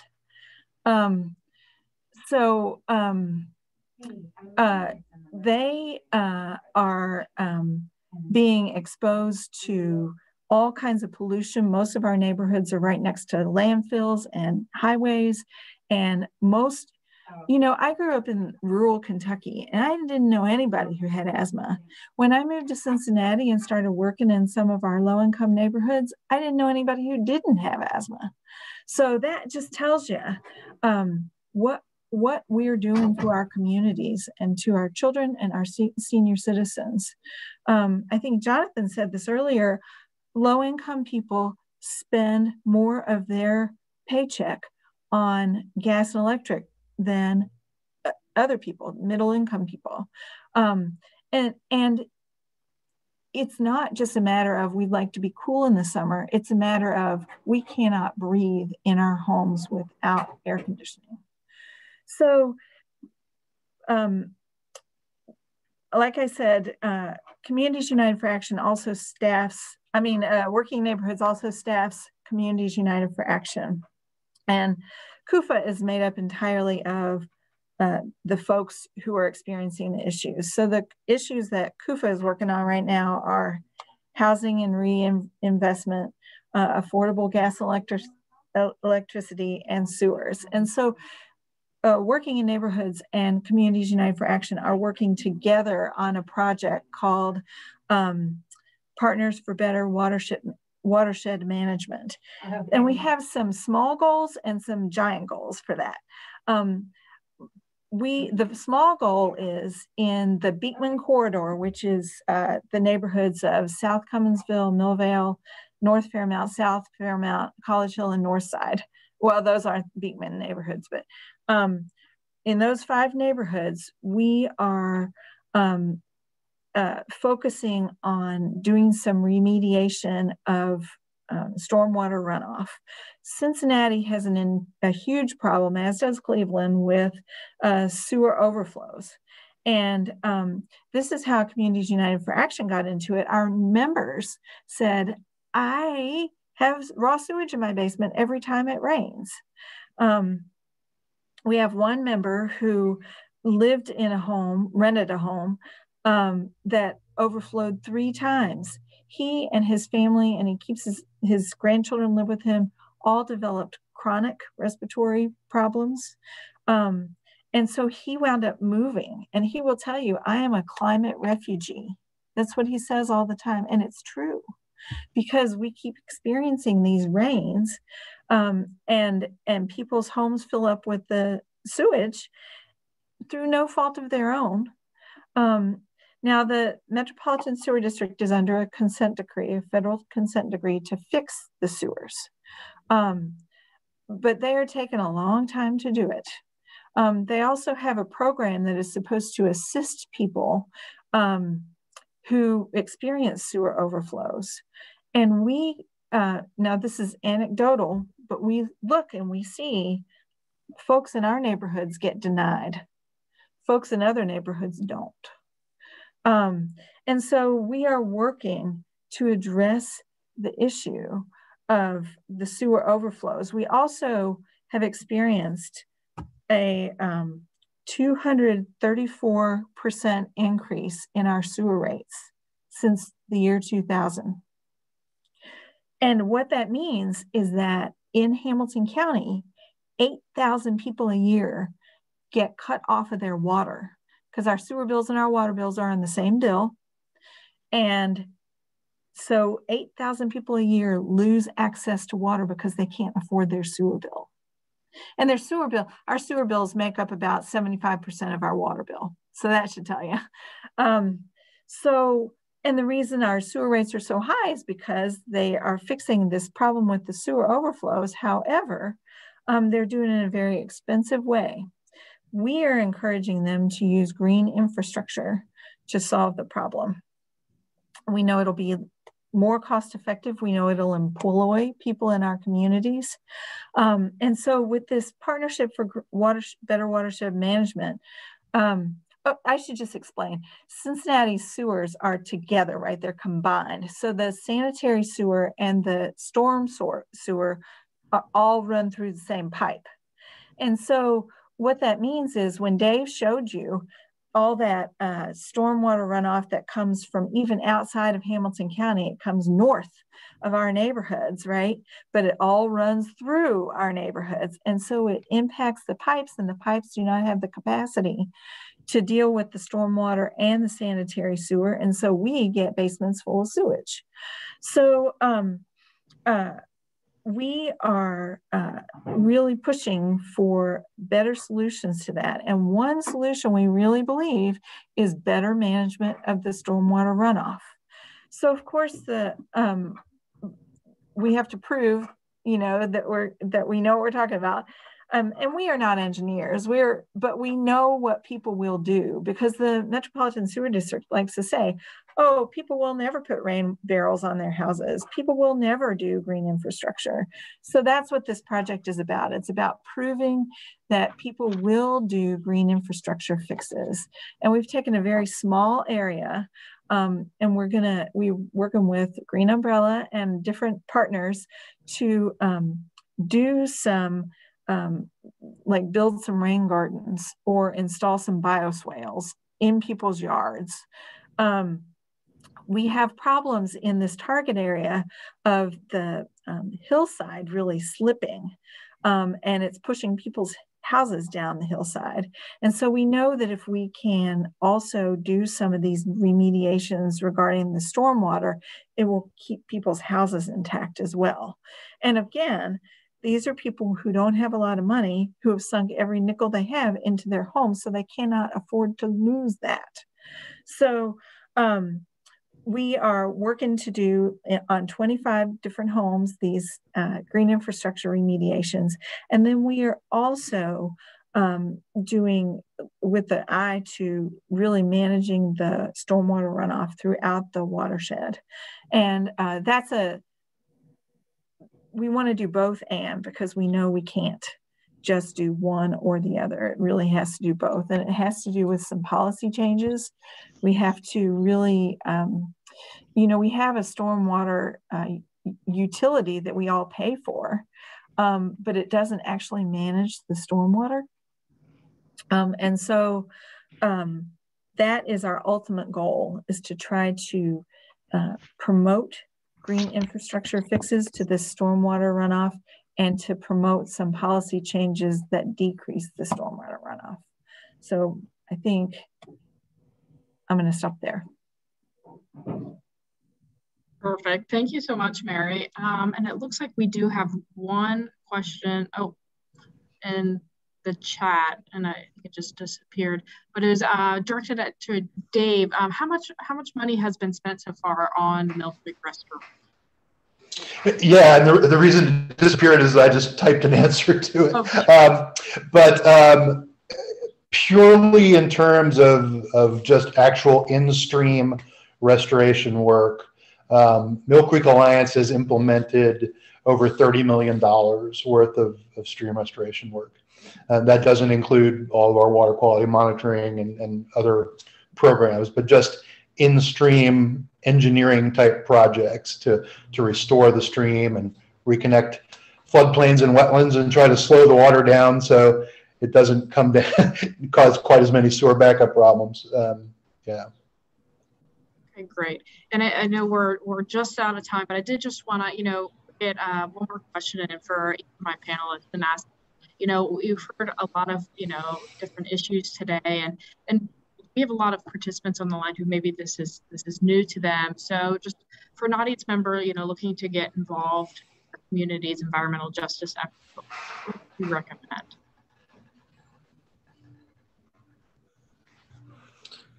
Well, I guess I'll jump in first. I mean, gosh, that could cover a lot of ground. You could talk for hours on that. As I mentioned earlier, I mean, in some sense, Mill Creek Alliance is also new to this.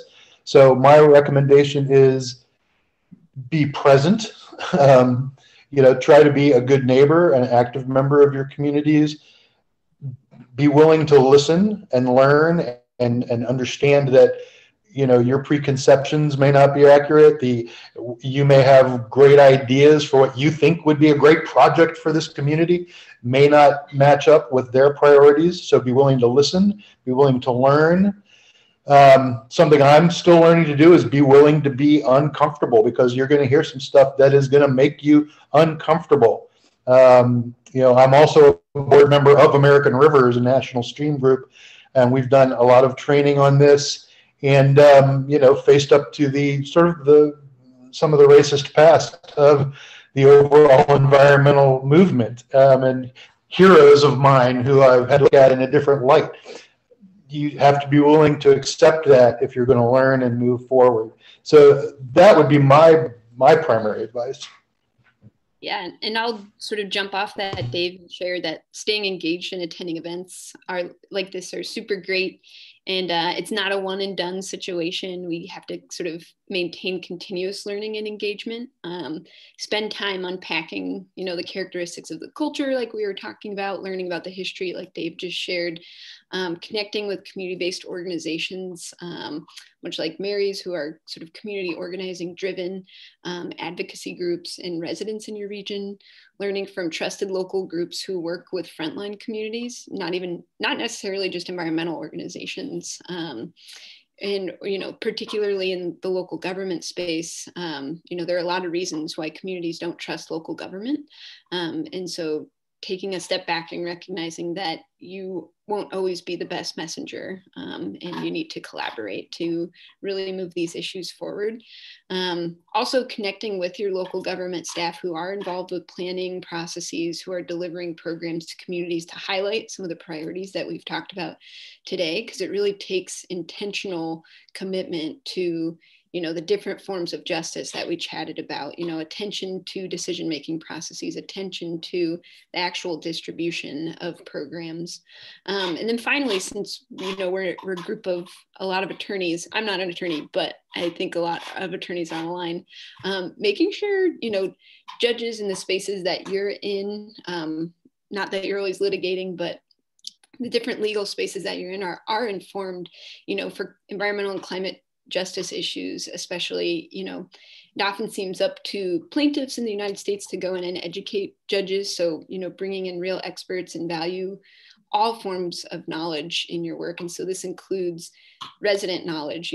They are experts of their own experience with injustices, and we can't roll in and be prescriptive and deliver solutions that communities don't want. And so that includes, from sort of the legal regulatory perspective too, we need to be informed by resident expertise. So Danielle, I actually, again, the internet blinked out. So can you repeat the question? Sure, I was just asking, for any advice you might have for an audience member who's looking to get involved in their community efforts. Yeah, so I would just encourage you to reach out to any group that's already doing the work. There are a lot of groups who are doing the work in your community, and I would find them. And if you don't know who they are, you can call me and we can figure it out together, because they're not, a lot of times the groups that are doing the work on the ground are not the groups that are getting the grants from the community foundation or are the United Way recipients or whatever. They're the community council and the block groups and the, and so locating those groups sometimes can be a little bit of a challenge, but that's where the work is being done. And Danielle, I think I have to break in at this point because we're going to be moving on to the next panel, but I want to thank you and your guests. You've been terrific in raising all sorts of important information. We can always get back to you because we know your contacts, whether it's Dave or Savannah or Marie, and we certainly will, but we do need to be moving on to our next and last panel. I'd want to bring up Rosemary Feeney at this point, our proud president-elect for Cuyahoga Metropolitan Bar Association. Rose? Thank you, Kevin, and what a morning it's been.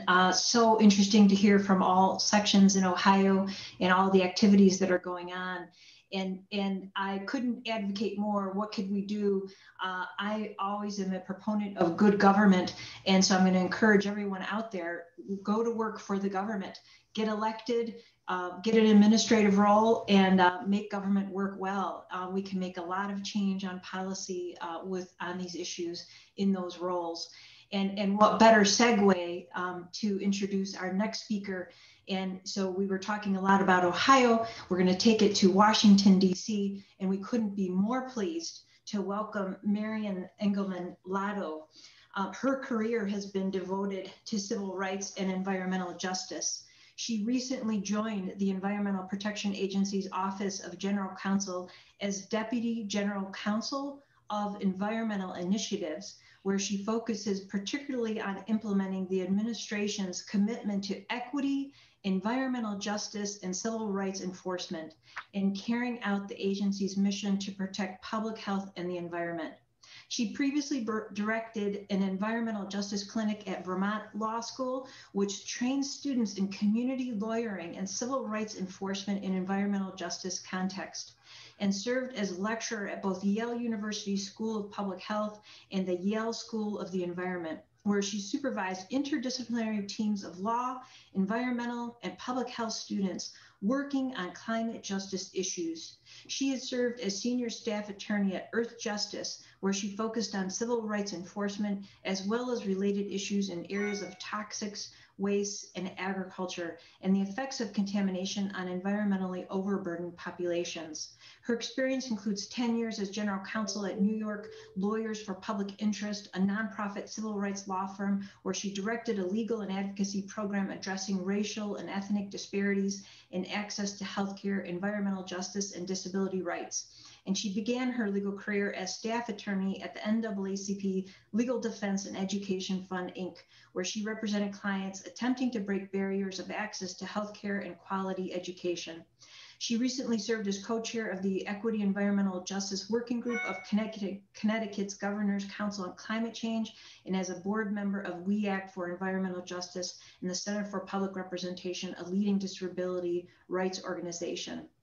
Marianne has lectured widely and taught graduate law and undergraduate level courses. She holds a BA in government from Cornell University, a JD from the University of California at Berkeley, and an MA in politics from Princeton University. And she has numerous publications that we won't go into right now. But I wanted to give that full background, Marianne, because who is better situated than to address the issues that we've been talking about today regarding our environmental justice. And so let's start there if we can.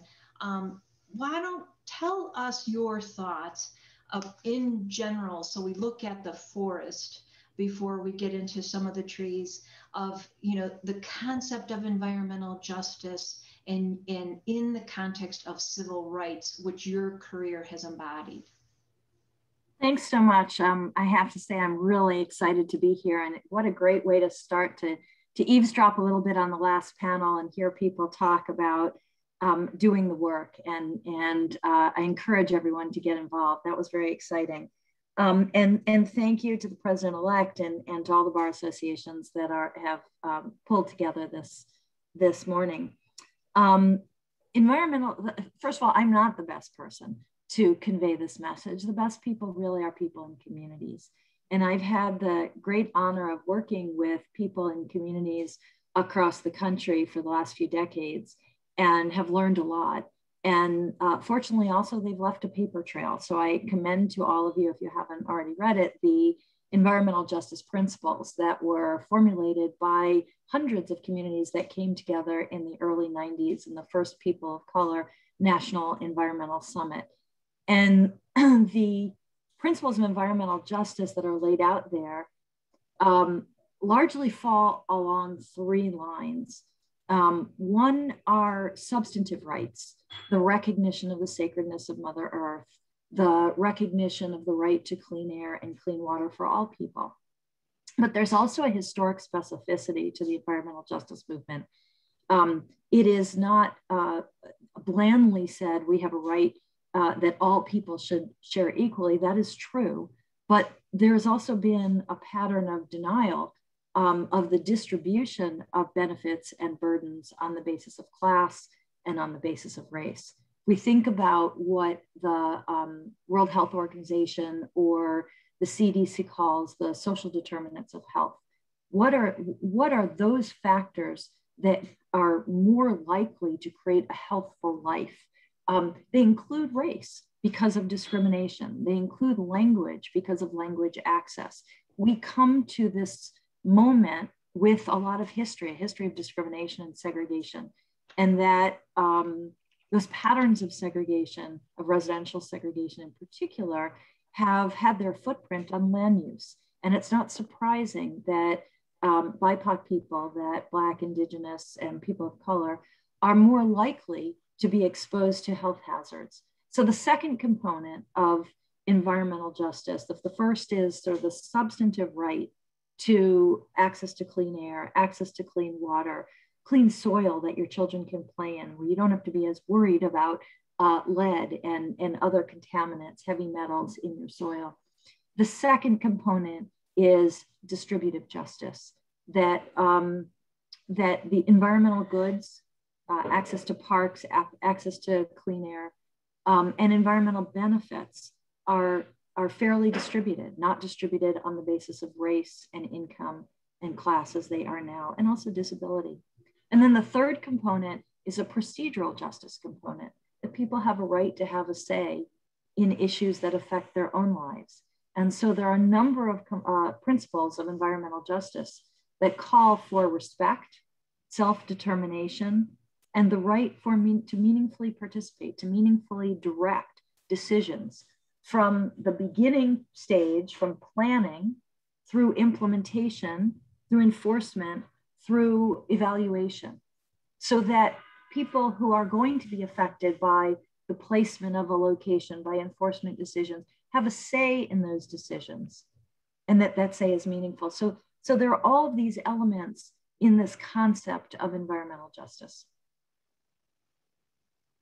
Thank you for that. Yeah, that just shows how comprehensive of a perspective that we have to approach these issues. You are uniquely situated in that your years of advocacy and work were oftentimes interfacing with the EPA, and oftentimes you were disappointed with the work of the EPA.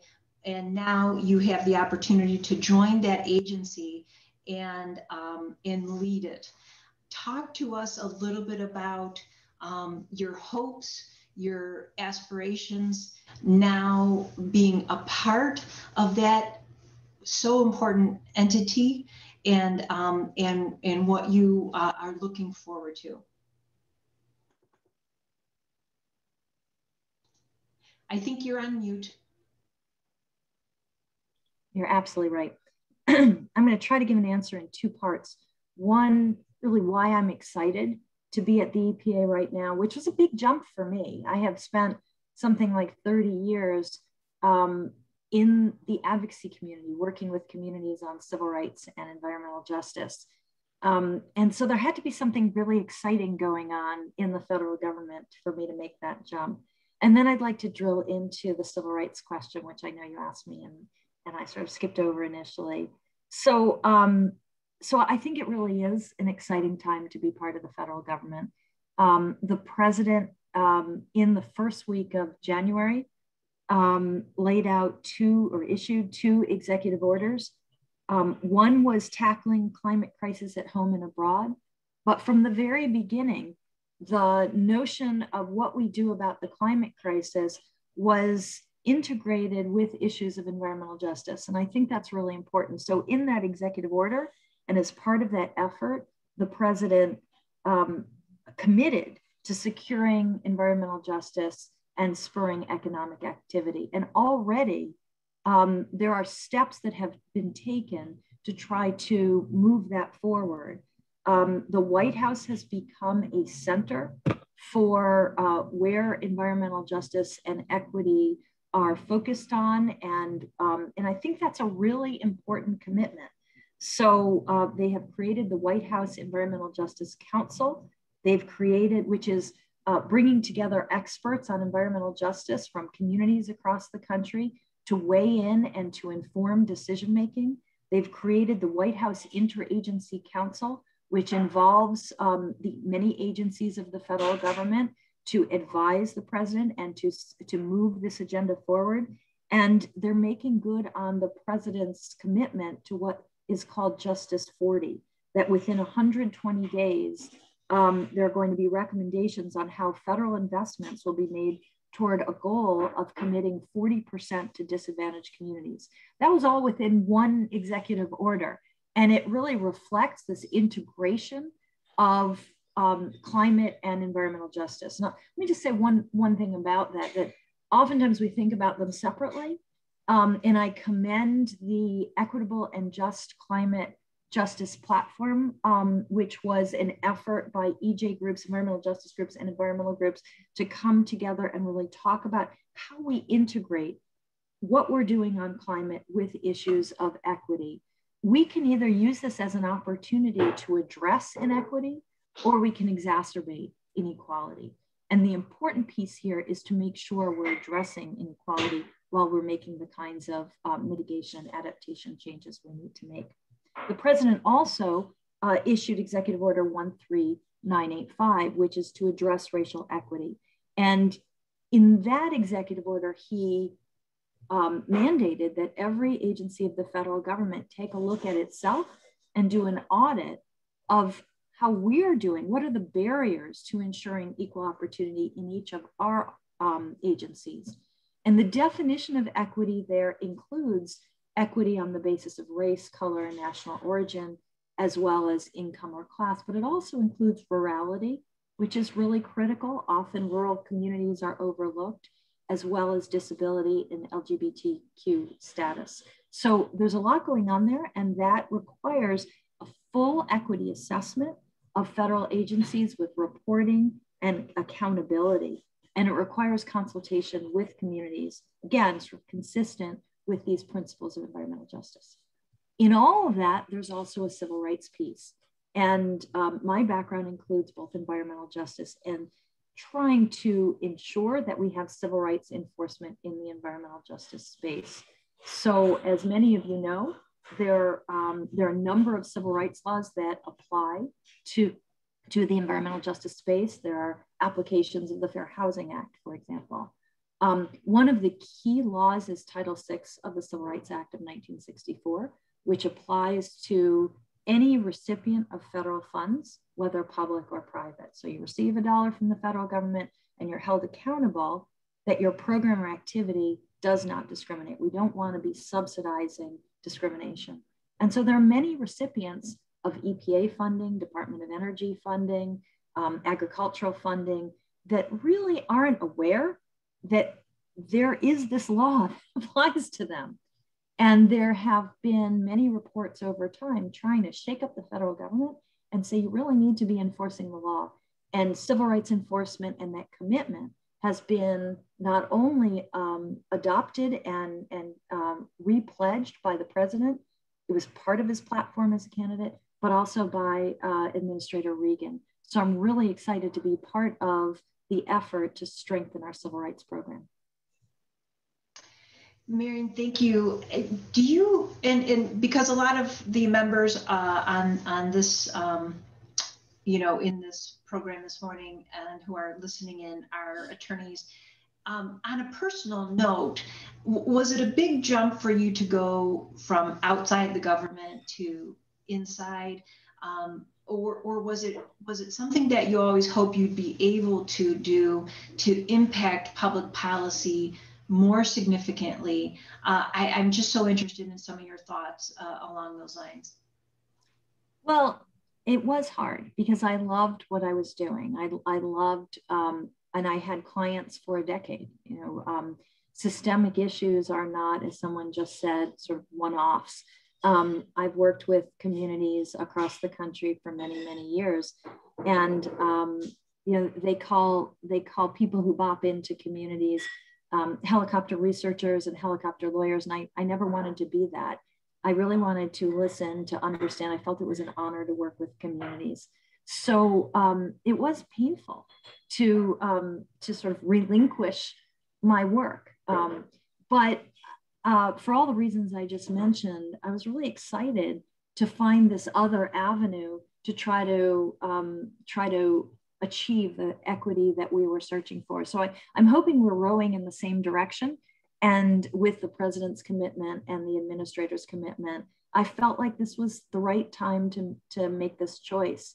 Moreover, once I got to the EPA, I was really reinforced in the decision. There are such wonderful career staff and career attorneys. I'm working with really dedicated, committed colleagues. And there's an excitement in the federal government right now that we're going to move the country forward, that, you know, as the president says, we are going to build back better. And so and the people who are doing the civil rights work really want to enforce the law.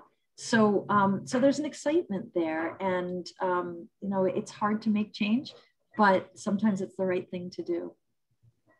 And I know you've been quoted in the media that you saw President Biden as the first president who really committed in their platform to addressing issues of inequity in the environmental sector. Was it that specificity that led you to have a high confidence level in going to work for his administration? Yes, absolutely. As you mentioned, I have done decades of work on civil rights enforcement in particular. And when Lisa Jackson came in as administrator of the EPA under the Obama administration, and I can't think of someone you know, more powerfully committed to environmental justice. And the same is true with Gina McCarthy and now Administrator Regan. They're really deeply committed, and yet, and so Lisa Jackson looked at the civil rights enforcement at EPA, and I'm sure she was astonished that that it wasn't more efficient and more effective, and she ordered an audit, and Deloitte audited the civil rights program, and they said there's a poor record of civil rights enforcement. And there were really great people who said, oh, we got to turn this around. But I would say there were baby steps in turning it around. They took some important steps. They created a procedural manual and they did some specific things. But it really, there wasn't the leadership at the time to say, we are really going to ensure that decisions that are made don't have a racially disproportionate impact that's unjustified. We are really going to ensure that we're not exacerbating racial inequality in environmental decision-making, which is what the law requires. And so I was not tempted to jump in at that point, but candidate Biden put in his platform that we're going to strengthen the civil rights program in the environmental context. And then his very first steps were to reaffirm that commitment and to hire people and to engage people who really are committed to that. I first met, I don't know him well, but I first met Administrator Regan when he was in North Carolina as the Secretary of DEQ. And he was committed to environmental justice. He reached out to environmental justice leaders. He created the first Environmental Justice Advisory Council. So he took very concrete steps. We all have a long way to go, but having that willingness to get out there and to ensure that we will make progress was what I needed to jump on board. And I encourage all of you, whatever your position is, to jump on board in some way as well, to make comments on rulemaking, to gather data, to work with communities, to make sure we're hearing from communities. My door is open and other doors at EPA are open. If you have questions, if you have concerns, we'd like to hear from you. So, so that was the kind of openness also that made me feel excited to be part of this movement. The executive orders that you referenced are so, were very exciting to see them come out so quickly. And there's so much in those executive orders, the initiatives, and we just don't have time to get into the details of them. But in speaking to climate change, in speaking to, you know, now the infrastructure bill that has been put forth, is there one component that you might draw our attention to pay your closer attention or help with advocacy at our local level, that both both helps us get to the work of climate change, but also being mindful of our environmental justice framework? Well, I think all taken together are really important. So it sort of depends on your position and what you're doing. The tackling the climate crisis at home and abroad puts climate change at the forefront. And we are now organizing ourselves to make sure we do that we integrate concerns about climate, and I would say climate equity, in all that we do. And as we all go forward, whether in the federal government, state government, or in the private sector, or in the advocacy sector, making sure we're checking ourselves to ask, are we integrating equity? Are we integrating climate in whatever it is we're doing? Are we taking those steps to ensure that we're listening to the affected communities? That's what we need to do in the federal government. We need to, and these executive orders are calling on us to do that. And that's what we all need to do. If we're a recipient of federal funds, are we thinking about our compliance with civil rights? If we are taking steps, are we evaluating what the impact on climate our steps are going to be? If we're an applicant for a permit, are we evaluating what the impact on affected communities is going to be, what the impact on the basis of race, color, and national origin is going to be? So I would say there are very concrete steps here. There's going to be rulemaking that, there are very concrete steps, but the commitment to these issues, I hope we all share. I hope we all have the value that we're trying to promote equity and inclusion and participation. And so that we all take that on at the federal government and with all of our partners and delegated authorities and recipients of federal funds. Yes, and we hope, maybe several months down the road, maybe if you've been so gracious with your time this morning, we can have a follow-up discussion about how some of the work is going too, because we all want to see how progress is coming along, and we might have a little bit more time to get into more of the details. But and so just to bring it a little bit more local, here in Northeast Ohio, or in Northeast Ohio where I am, but throughout Ohio, we're part of the Midwest, these industrial cities. Can you, and even if you may not have had direct experience in the Midwest, but I believe you're from the Rochester area, is there some advice you can give to us, as we are looking at manufacturing and supply chain issues worldwide, how you would encourage us to look at the environmental impact issues and the issues of equity? Yeah, you're all far greater experts on what's happening in Cleveland and Columbus and Akron and other places. At the same time, the issues that I faced growing up in Rochester and in upstate New York generally, and the issues we're facing around the country are in some, very similar.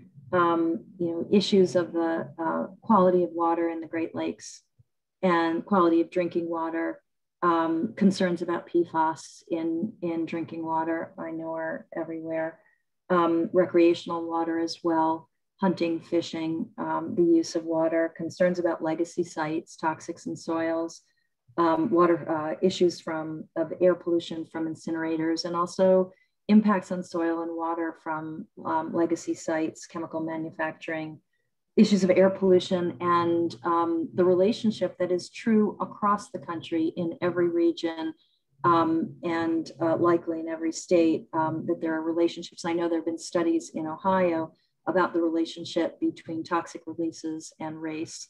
And now we have the impact on health that we know more about from epidemiological studies, some of which were at EPA, some of which are in public universities, and some of which are in private universities, whether it's the high level of childhood asthma in low-income communities and BIPOC communities, or racial disparities in COVID-19 hospitalization and death rates, which I know were studied in Ohio as well. I think I was sharing that growing up in Rochester, one of my earliest experiences was going to Lake Ontario and we had been excited about going to the beach. And we had never lived in the Rochester area before. We all put on our shorts and went to the beach, and all we smelled was dying fish. And that's changed. And I credit the Clean Water Act and the environmental, just a whole change of mindset that those laws brought about and enforcement of those laws. But there still is, legacy pollution from Kodak, from the other companies that were there. The Genesee River is polluted.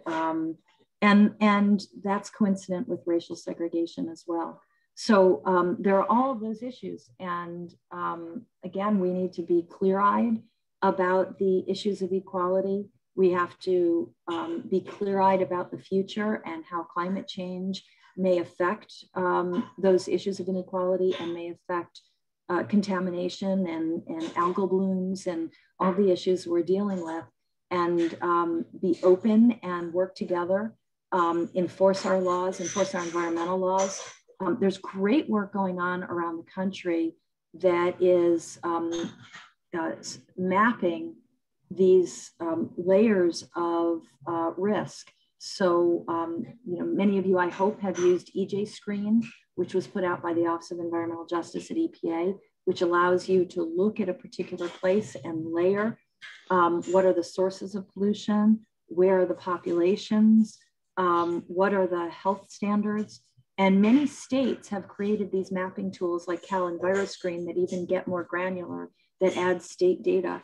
And they're in California, what they've done with these mapping tools is say, which are the most vulnerable communities? Let's put our enforcement resources there. Let's put our grant monies there. Let's think about equity when we're doing this work.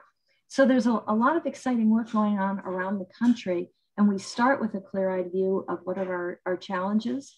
And then we continue to dig in, building on the great work that's been done by advocates and environmentalists and folks in the industry and folks who are doing the cleanup and certainly community advocates already.